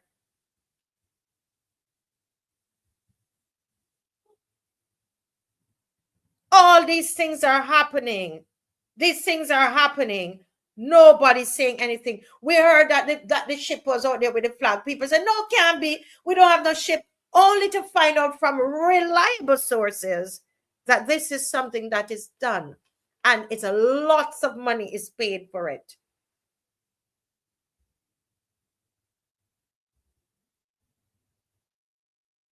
Okay? Many things are happening in Barbados we don't know. But I want Dave. Dave, put up that big ride. Who has a ride like this in Barbados? Dave, put up the big ride on the screen for me. Don't go, people. Don't go. We have enough to do tonight. You have me working hard tonight, man. You all have me hard working. You have me working very hard tonight.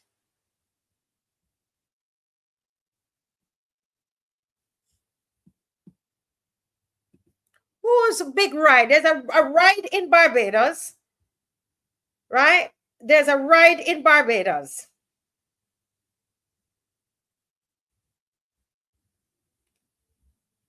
There's a ride in Barbados, right? A big ride that can this ride, guys, if it has everything on it, and it's this can go up to I'm going to tell you, but so I want you all guess.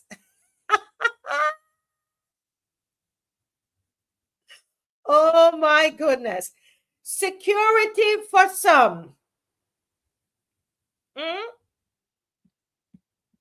Listen, folks. These are allegations, okay? Allege. And I ask them questions.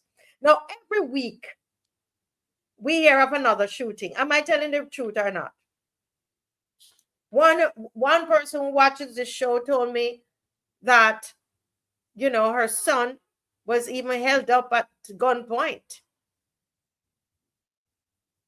A brother held up on gunpoint. I mean, you hear the news that this doesn't even come on the regular news. The crime situation in Barbados is dire. We now have mass shootings, mass executions happening in broad daylight, shooting in nurses' schools, people running in your nursery school, armed robbery, family living in fear, citizens wondering if they will make it home safely. But now it's being alleged that our leader, and I'm asking the Prime Minister, is it true, is now traveling in a bullet-resistant Land Rover Discovery? It is being alleged that the Prime Minister is traveling in a bullet-resistant Land Rover Discovery. Is it true? I'm being told that it's black. Is it true? Now, let me be clear. I'm not, we do know that the Prime Minister needs to be protected. You agree, right? We agree on that. In fact, I pray for her protection, actually. So no reasonable citizen is saying that the PM should not be protected. So hear what I'm saying. So let's put some balance in this.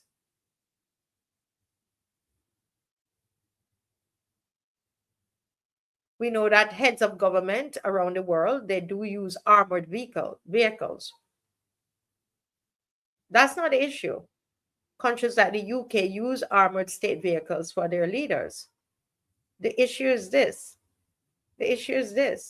When citizens feel unsafe, when mothers are afraid for their sons, when small business owners fear robbery, when communities are hearing gunshots ringing out in your ears, what message does it send when the leadership appears to be increasing its own security, while ordinary people are still waiting for theirs? What message? That's the question I'm asking. What message does it send?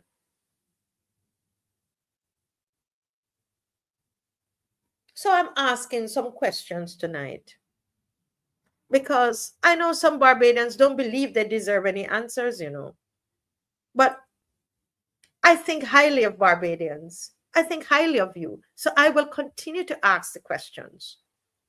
Some people say, Marcia, you can keep asking questions. Nobody's going to answer you. But it will go down in history that I asked the questions. Yeah?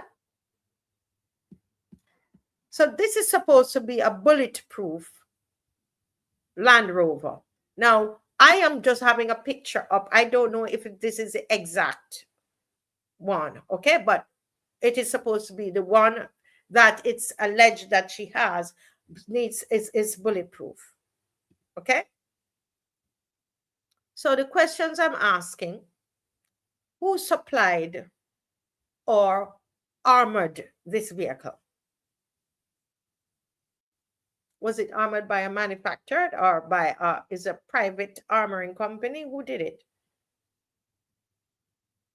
Is this handgun protection, rifle protection, blast protection? What was it? What was the total cost to the taxpayers? Because Barbados, a vehicle like this, if it's well armored, can go up to $1 million Barbados dollars. Let me say that again. A vehicle like this, if it's fully armored, okay? There are different versions of Discovery vehicles. So I'm not talking about the vehicle alone. I'm talking about an armored Discovery vehicle. Could run up to 750,000 Barbados, $1 million Barbados dollars.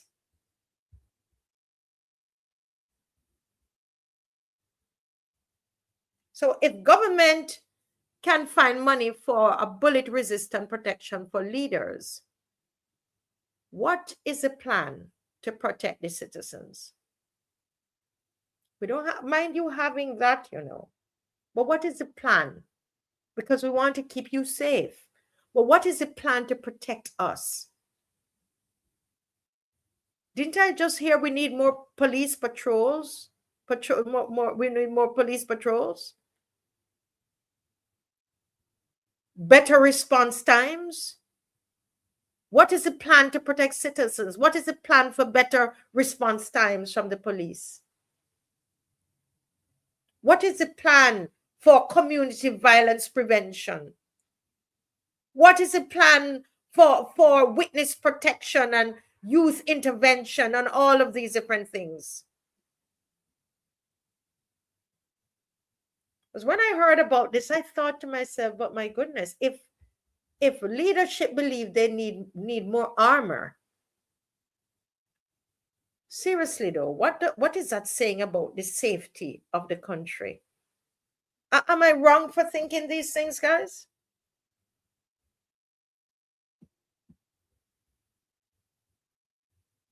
I am not attacking the protection of the Prime Minister for those of you who want to go away and say that is what I'm doing. Because God forbid, we want to make sure that she's safe. Okay? And I really mean that. The bigger question is, are we becoming a country where leaders feel safer than the people who elected them? Are we becoming a country where the leaders feel safer than the people who elected them? That's a conversation that we need to have, you know. That's the conversation we need to have.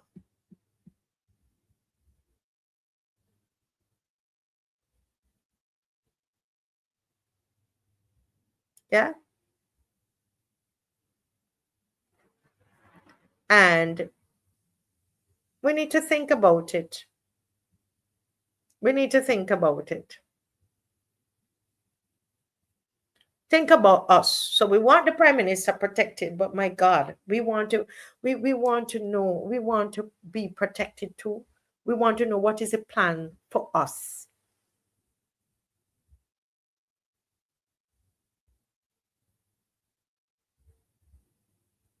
Yeah. And I thought I got this information since now probably a week and a half, and really thought about, should I really bring it to your attention? And I felt I should. They said we're in this thing together. We're in it together. We're in it together, really? Are we in it together? Are we really in it together? Some of you will go away and you will say all kinds of different things. But I want to say history will go down in history. It will go down in history that we ask the important questions on this show while you were not interested. You were not interested.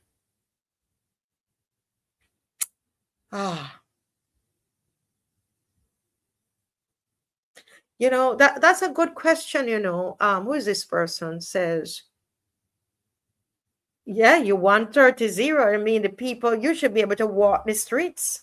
Like Barrow and all the other prime ministers walk the streets. You shouldn't need if this is true, if it is true, you shouldn't need this, right? Because you just want 30-0. You just did it. Hands down, right?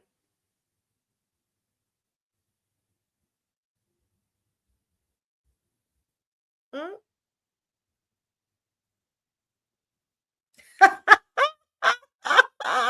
Paul Messiah, I love it.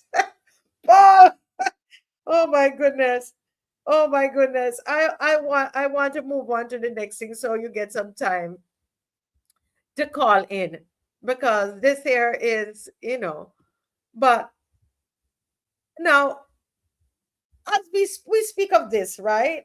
And if it is true, so you know they can respond. Because they're watching the show right now. I know. Almost 1,000 of you on here, and I know they're on here, man. They're watching.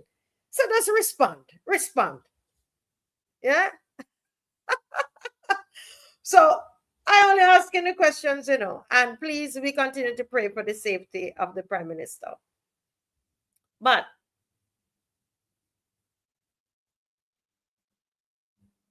I have to read this on VR. Said we are in it. They are not. We are the two Barbadoses. Oh my! But you know what? You all believe them again, and you put them back in. You know, you all did that. Yeah, you all did that.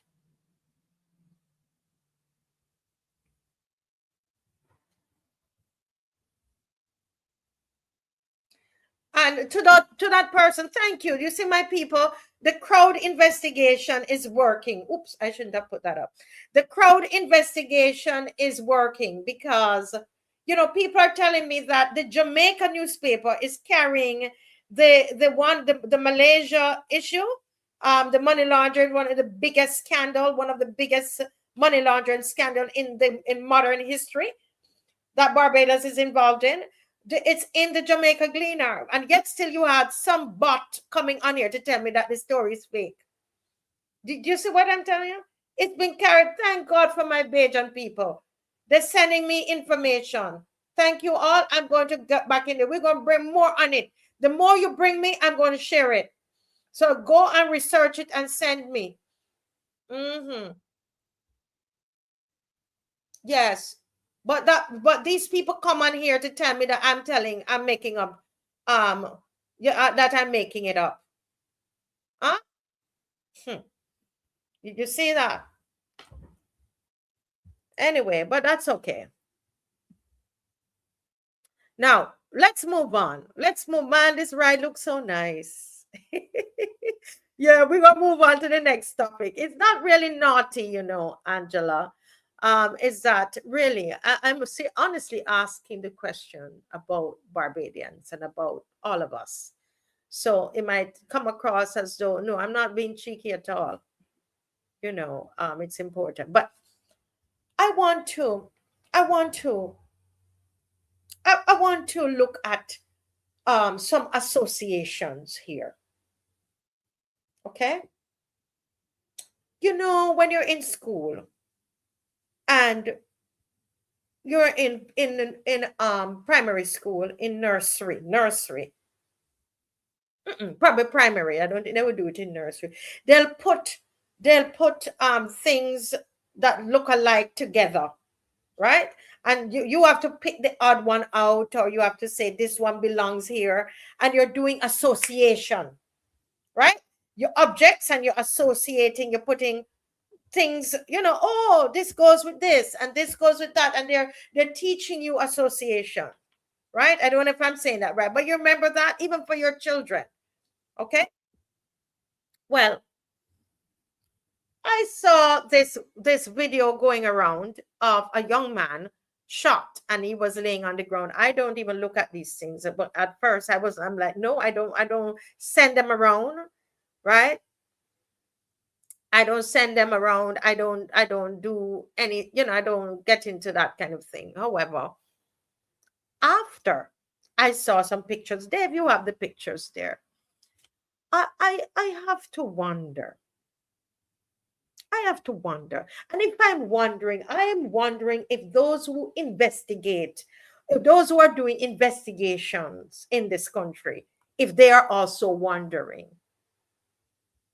And if they are doing, like, they sit down and they think, you know, because I don't know what I don't know. I'll tell you what I don't know, and you can help me with that.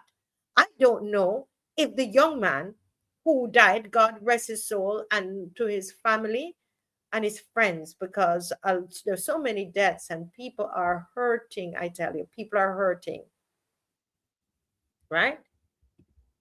People are hurting. So I don't want to just glibly say that this young man died and was shot, executed, execution style again. Just like the others that they have not solved that case yet. Even though the commissioner of police said, I know who you are. We know who you are. We have not heard anybody. I have not heard anybody. I've checked. If I'm wrong, let me know. Anybody that have been arrested for those executions that happened in Thunder Bay. But then they had another situation at some karaoke, etc. Yeah. Now, here's a question. Yes, and I'm going to stay balanced and objective. I have to. But I don't know, this handsome young man in the picture, God rest his soul, we pray for his family. Apparently, from my understanding, This is the young man that was shot execution style and killed last night. I don't know his background, what was he involved in. But I mean, I don't understand these associations. I don't understand it. Dave, is there a video to this thing that you have up, or just a picture? Play it for me there, because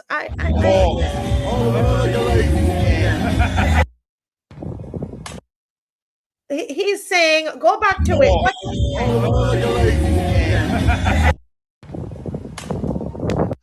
Stop it right there.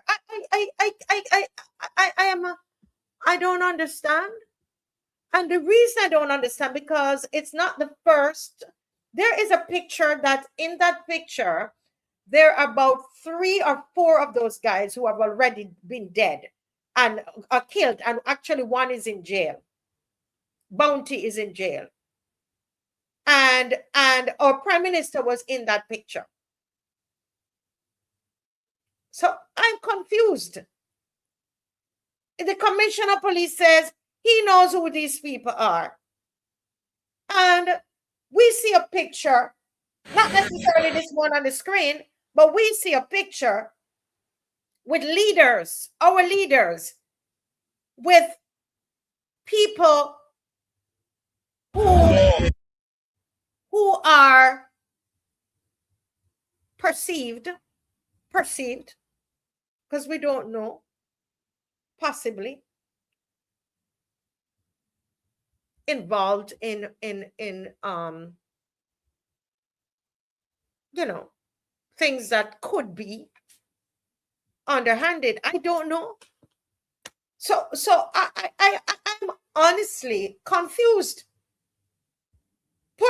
Coupled with when in that Good Friday, where somebody called one of those leaders a known leader. Let's not stop pretend. That one is a known leader, even if we don't know about this one.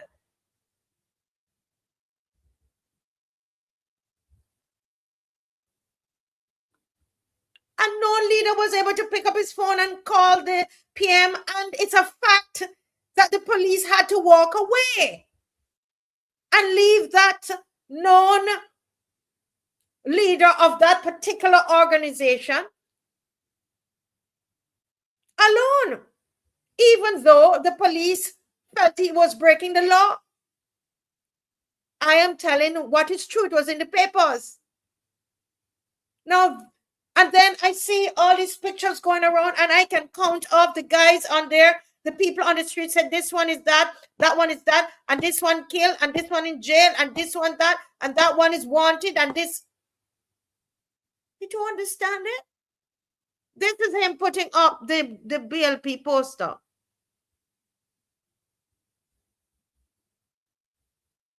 It's alleged this is the same young man.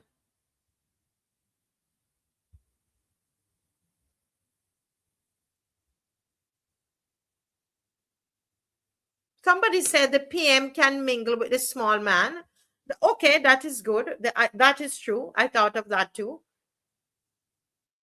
But why so many that it's being alleged that they are involved in other activities? Why? I don't know about this young man. God rest his soul and his family if he has children, right? It is troubling. Somebody, no. Again, let it go down in history that we questioned it. We did not go along with it. It's something about this don't sit well with me. I'm just asking the questions. Those of you from the government, go back and say, I'm asking. I hear that you all said that I must be stopped.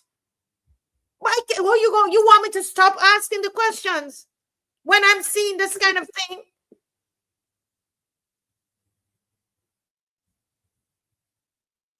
Do you understand? Dave, do you have any more there? Because I want you all to understand that this is not a joke in Barbados.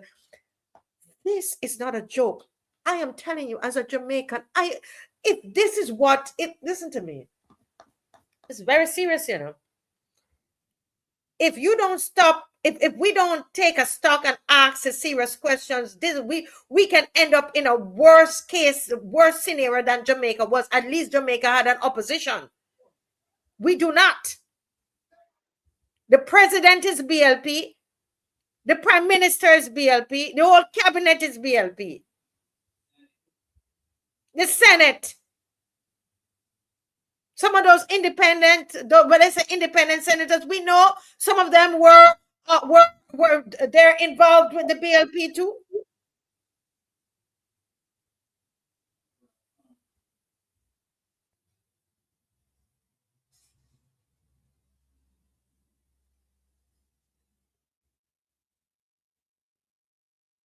This is what, you know, this is why they did not want Ralph Thorne. And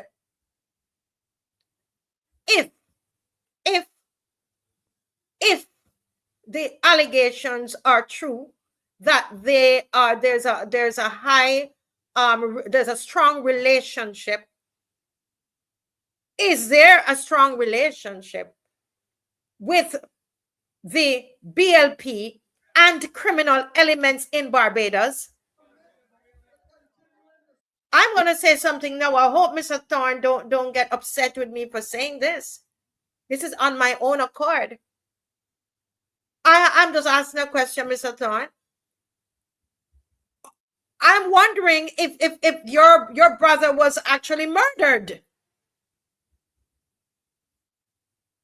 All of that went in my head today. What was Dave Thorne murdered? This is a serious thing, you know.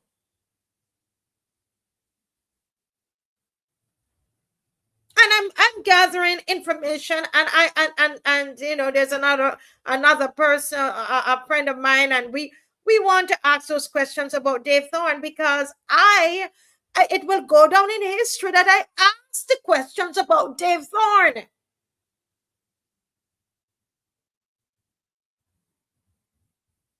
Because there is a video I saw where Dave Thorne saw that there were envelopes, somebody in the back of a vehicle, people, not just somebody, people in the back of a vehicle, and they were not from the DLP.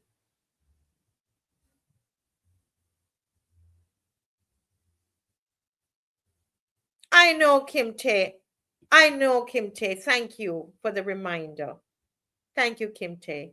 I appreciate the reminder.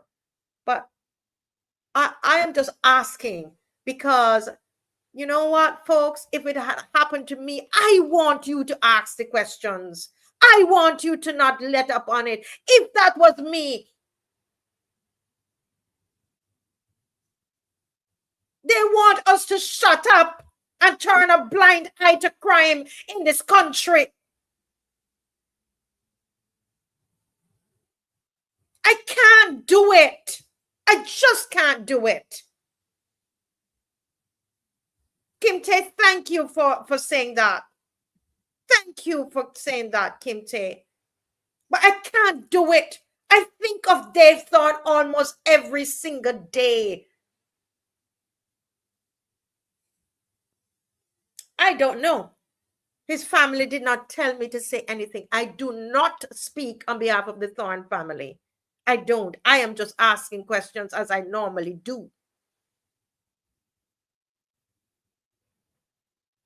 I think of this man every day. I am troubled by the fact that he was almost run off the road. Don't let me start on this.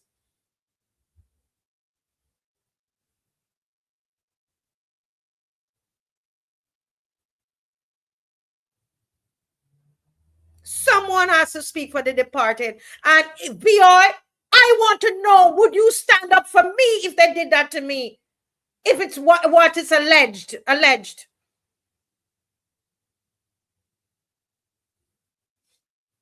They try to think Mr. Thorne, Ralph Thorne, is a nobody in this country and nobody cares about Mr. Thorne.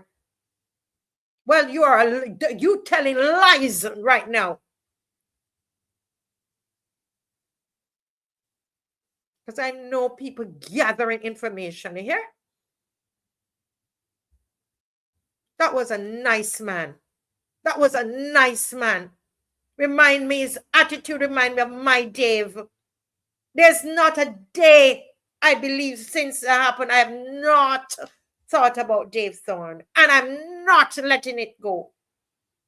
Because I want to know if it was me.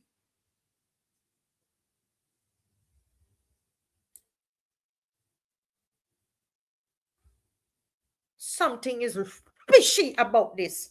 Mr. Thorne, I don't know what your family, I have not spoken to Mr. Thorne in weeks, so he did not ask me to do anything on his behalf. Nothing. But it's bothering me. And when I saw those pictures, if that young man is involved in anything on the world there and was executed in that manner, it's just too many. I saw, and then the other things, I can't say everything on here, but some of the other people are connected up with, the question is, are they associated? Are criminal elements associated with the Barbados Labour Party? Can I ask that straight?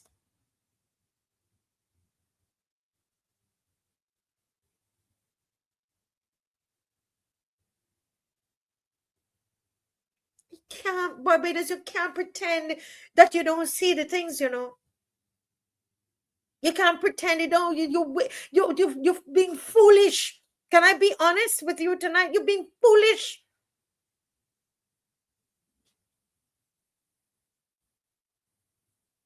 You're being foolish to pretend you don't see.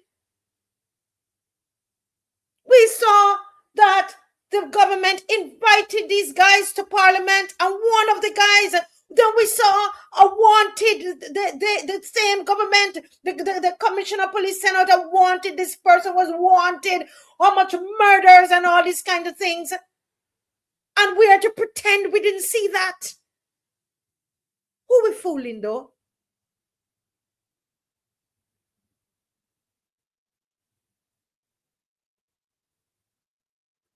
Who are we fooling?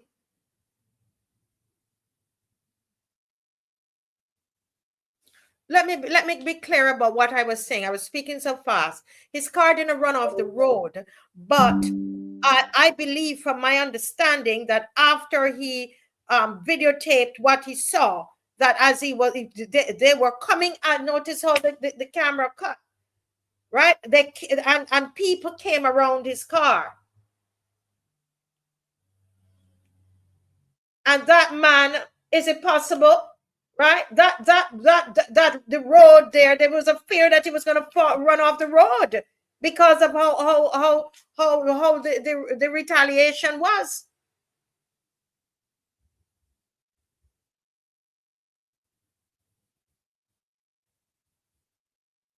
Yes, we will take it to the altar tomorrow, Angela. But I could not live with myself if I don't ask. That's just how I am.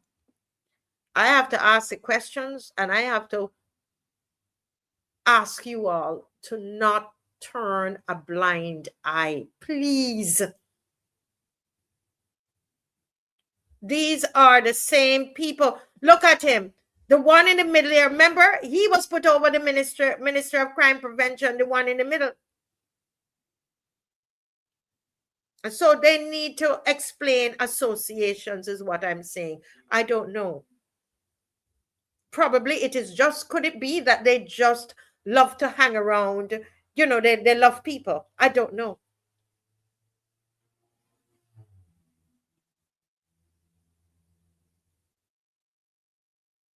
But, you know,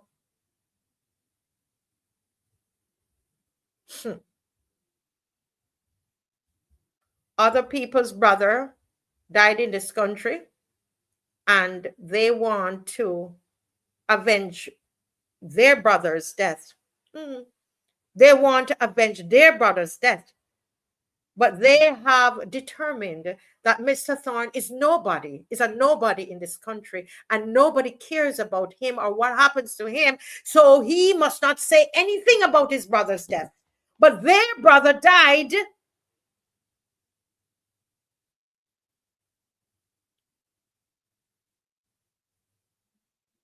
Okay?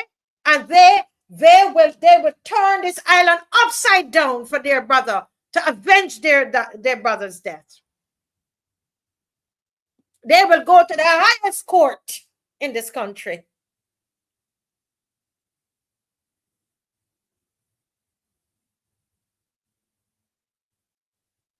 But Mr. Thorne, he's a nobody, right? He's a nobody. But you see, Barbados, you're going to live to regret it. I said that to you here Sunday, May 7th, 9:36 p.m. You're going to live to regret it.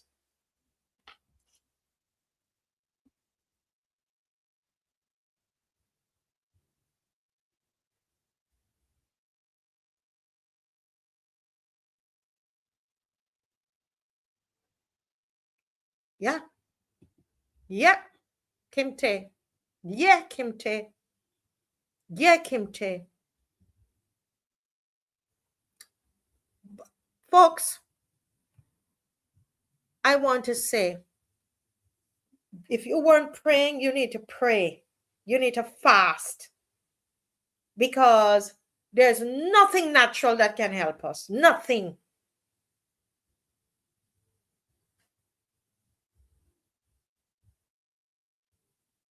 There is nothing that can help us in the natural. Only God. You hear? This show can't help you. This show can't help you, you know. We need divine intervention.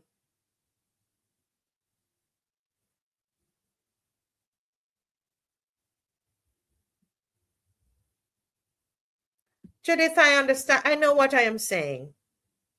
People are, and they expect him to say nothing about his death. And no, it's not just his family need to take care of their business. All of us. That's where, and I don't agree with that comment at all. That's the problem right there.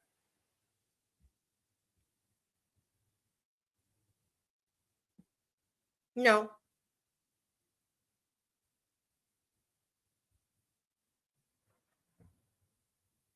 I know exactly what I'm saying.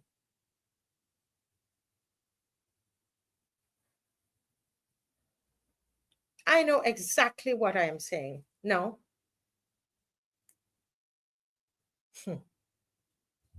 It's what is expected. I'm talking about what they expect him to do, to go silently, to go quietly. And it's you because you know why? When things happen to people, we say, "Oh, it's just them. It's them and their family." But we don't realize the impact it has on the entire community.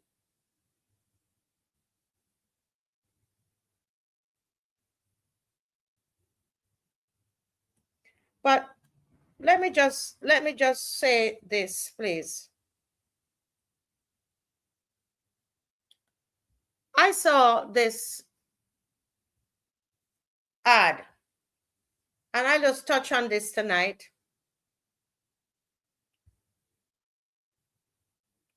I'll just touch on this tonight. There's this ad where the president and the prime minister, they're selling their pictures. You saw that? The president and the prime minister are selling their pictures. Who saw that? Let's put it up. Let's say, tell me that I'm telling lies.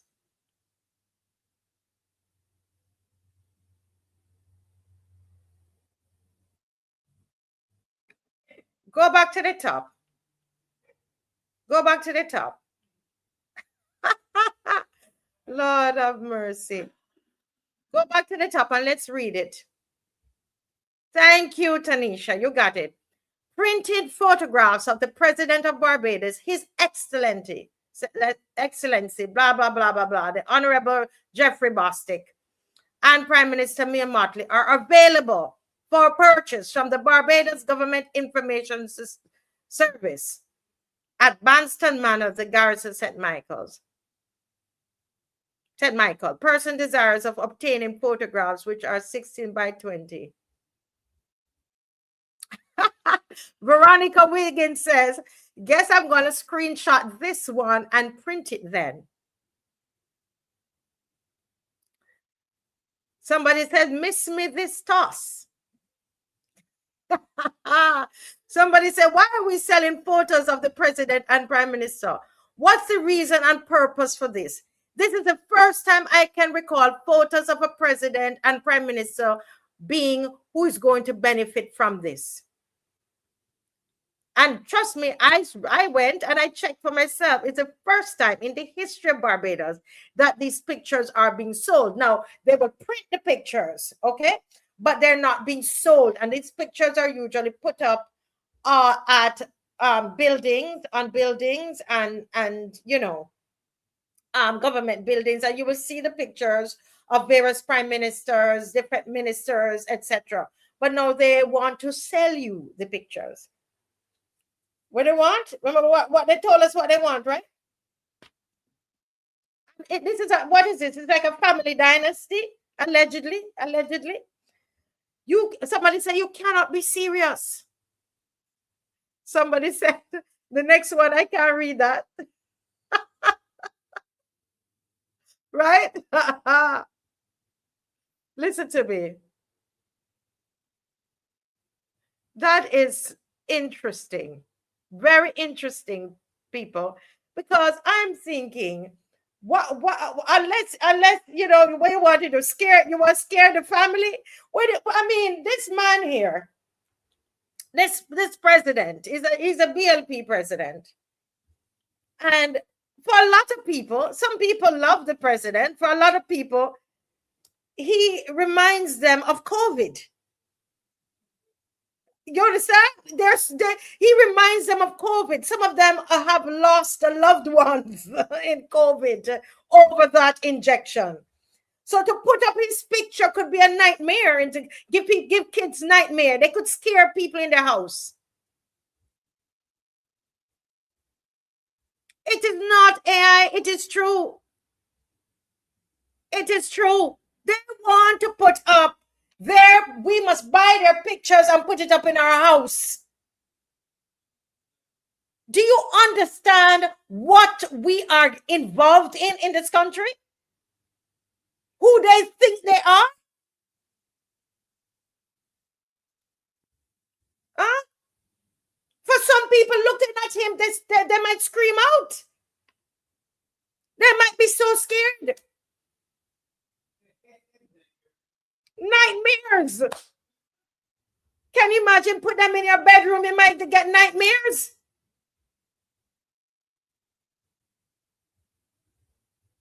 This reminds me of Trump and his statue. And it's so funny how we can look in America and we see these things happening in America, right?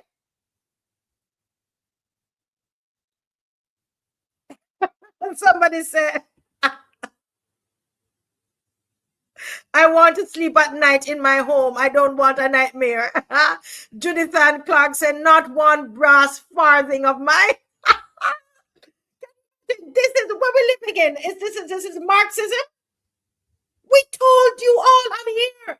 I was talking about a one state, right? A one state party. I was speaking about that over probably 3 years ago. Look, we're in it.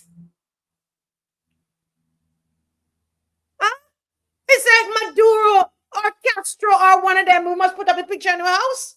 I'm paying for it too.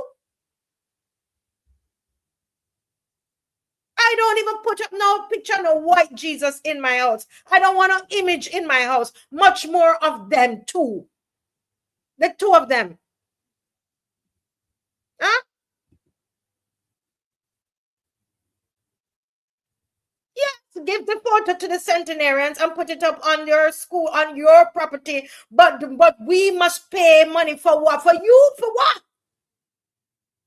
Did we pay money for the last president? Huh? And a lot of you, Kimte, they will see Trump. You remember Trump they just unveiled this golden statue of Trump? Where pastors in America are okaying this thing and blessing a golden image of Trump. Dave, see if you find it and put it up, because I'm showing you what your future is going to be, Barbados. See if you find that for me, Dave. The golden image of Trump.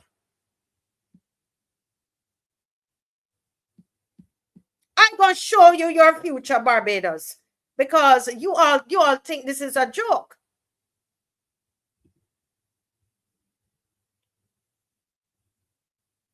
It doesn't happen overnight, you know. In fact, Dave, I have something I'm going to send you to show the progression. Actually, I'd done it up a couple days ago and didn't send you. So look for it coming to you now. You can put that, whatever you find up, but just look at this here.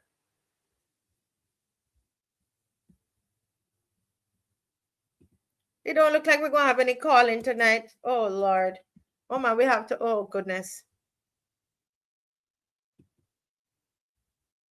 Check your WhatsApp, Dave. Okay.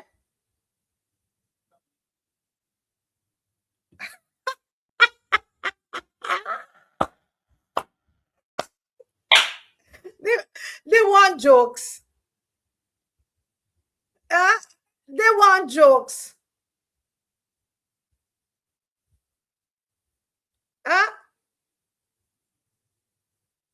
They want jokes. They want to think this is a family dynasty. You know, in North Korea, you pass on from this family member, that family member. What are they doing here? Allegedly. It doesn't. I did it up. It doesn't happen overnight, but this is how it starts, right? Official portraits, they're normal, they're necessary for official use. But now, we are now promoting them. Who are these people? Like this branding now. So you go from the pictures to you go to Trump and the statue. Huh? Yes, because Trump promotes himself. Well, what is your prime minister and president doing? The last president, the wonderful Dame Sandra Mason. I hope I'm giving her the title. Why we weren't selling our pictures? These people are a bunch of, I'm telling you, man. Yeah. So they want a golden statue. So I did up a golden statue. I'm showing you.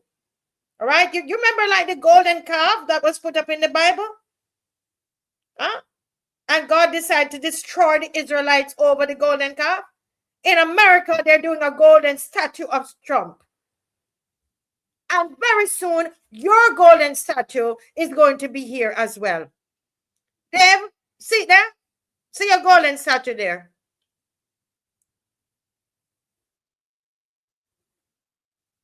See your golden statue there. That's your golden statue. Go back, go think that I can see your name, Dave.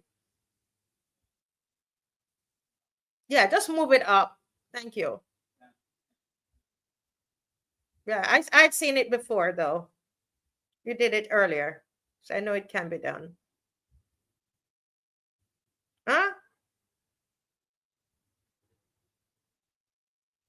Yeah, when it just came out, it was, yeah.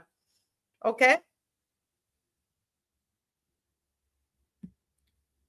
Listen, this is where they're heading. This is your future. This is your future. This is your future. Okay? But you will see what Trump is doing, and those same pastors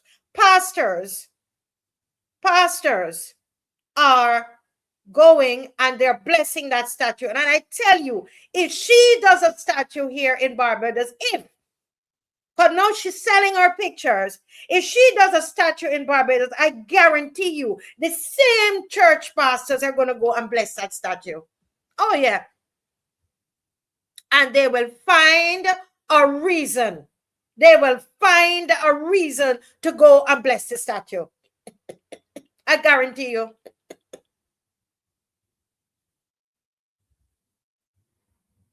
I understand that it's on his property, and this is not against Trump, because I know you have the Trump lovers here and all of that. I am just saying that why would somebody need to erect a golden statue of themselves? I don't care how much I'm not saying everything that Trump does is wrong, but why would somebody need to think? And I don't want to get into the Trump thing. I am making the comparison here. Trump promotes himself. Everybody knows that. And Mia Motley promotes herself. She travels with her promotion team and she travels with her camera team and all of that. Everybody knows that.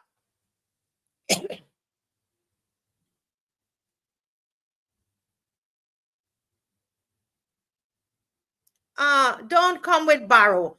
After Barrow died, who said he did not want a statue, Pedro? So Barrow said he did not want a statue. That's recorded. Owen Arthur went and put a statue in the square after he died. You are a sitting president.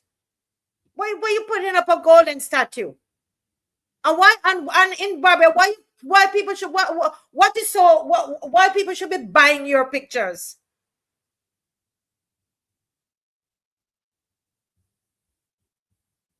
Huh?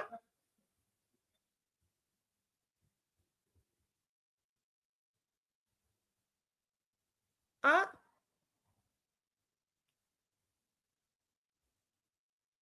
Yeah. So I'm saying, and I'm just showing you what your future, if you guys keep this up, and because this is what they wanted to be doing like this bowing. Harold Barrow, that did so much for Barbados, I don't even want a statue. He said when he died, don't think, right?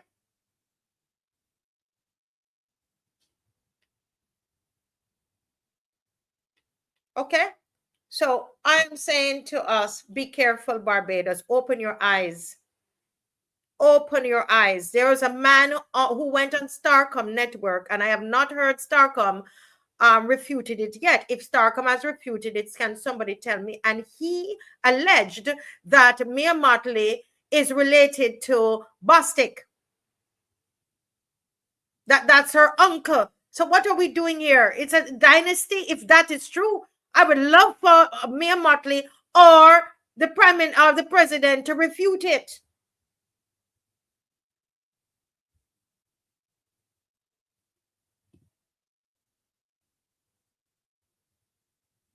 Nonsense.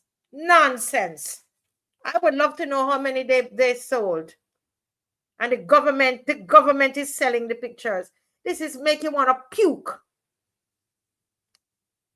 Make you want to puke. They want to make gods out of these people. And they didn't do it for they did not do it for the other president. That's what I'm telling. They treated the former president like crap. Caswell Franklin came and told us that.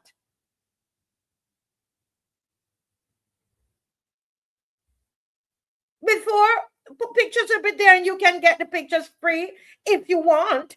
Or they put it up on a building. Now they're selling them. Ridiculous.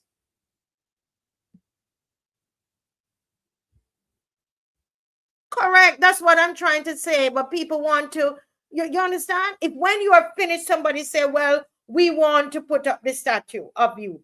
But come on, you're living. Get a grip of yourself.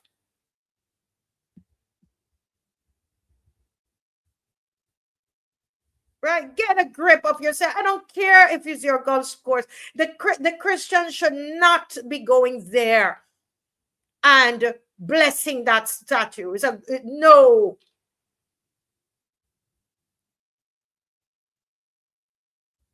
No. And so the Trumpians are coming for me, and that's okay.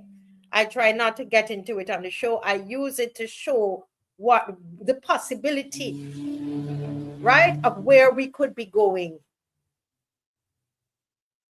Mm-hmm. Yes. Okay. So, all right. So let's take 10 minutes and take a call. All right. Let me take at least one call. Anybody calling me tonight? If not, we're going to close at 10. Is there anybody calling? Thank you. Thank you, Angela.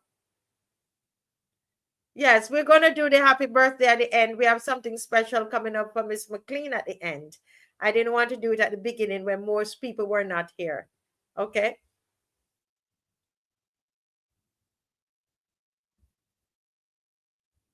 Correct. They put the other president to sit by a toilet. These people, these disgusting people, they put the other president to sit by a toilet. Huh? You all forget that?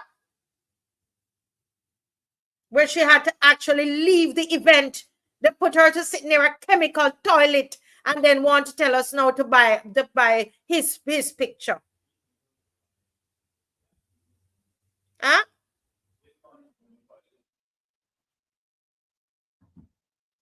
Yes.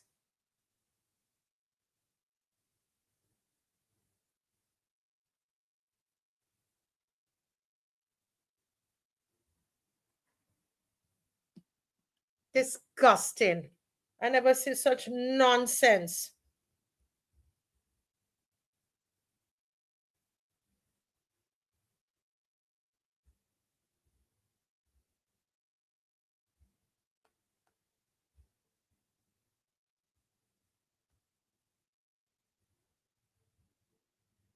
Okay, people are still sending me information.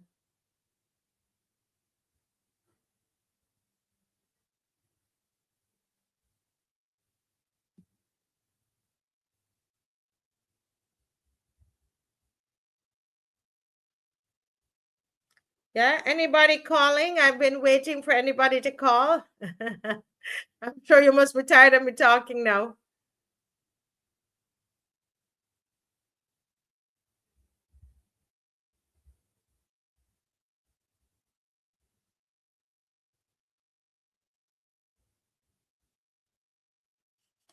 Dave?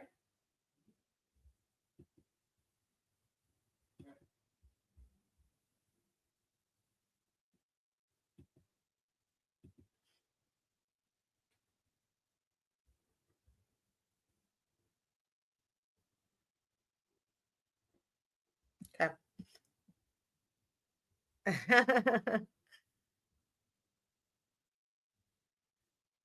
Yes. Nobody calling?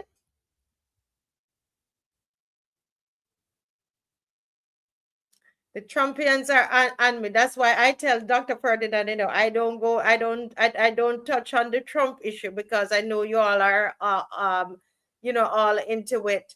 I just raised the one issue here and dating it. That's all. So just jump off of me, please.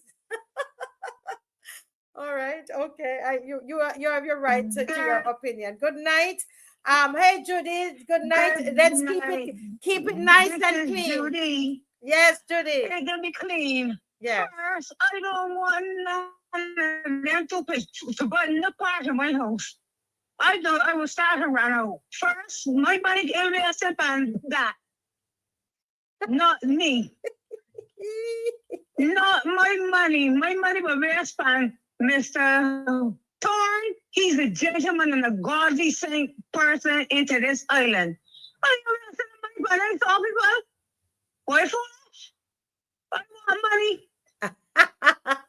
All right. Well, thanks for calling. Thank you. You have a pleasant day too. Yes, God bless you. I mean, with the rest of the night, sorry. Yes, thank you, ma'am. Bye-bye. Thank you. Bye-bye.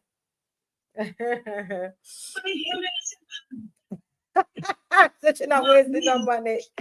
All right, folks. Well, this is where we stop tonight. 8 o'clock, and we want to honor Maxine McLean. I want to take the time to say a happy birthday to Maxine McLean. And I wanted to do it when we had a lot of you on. We're still close to 1,000 of you on. And today is her birthday. Actual birthday, Sunday, May the 17th. And that's a lady for you. That's a lady for you. And we just want to, but we don't need to be selling her pictures and doing crazy things. We can say thank you. We can honor her, right? We don't need to be doing anything crazy. And we just want to say happy birthday to her. I went to her church this morning. She had a church service. She goes to St. Stephen's Church. And so all of her friends came, and oh my goodness, I'm sure that I counted more than 50 people there. I'm sure there are probably more than 60 persons who attended the church just to honor her on her 70th birthday. So I just want to say happy birthday to Maxine McLean, wherever you are. Please take a bow, and we celebrate you. We do celebrate you. And I remember we did we just did something in her honor. It wasn't her birthday, but we did something in her honor. And everybody putting up happy birthday. Please put up some happy birthday for Miss McLean in case she's watching. I don't know. She probably probably so many partying. She probably party off all of her time and tired now. Yeah.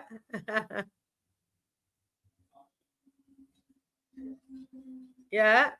All right. So this is where we end tonight. God bless you. Yeah.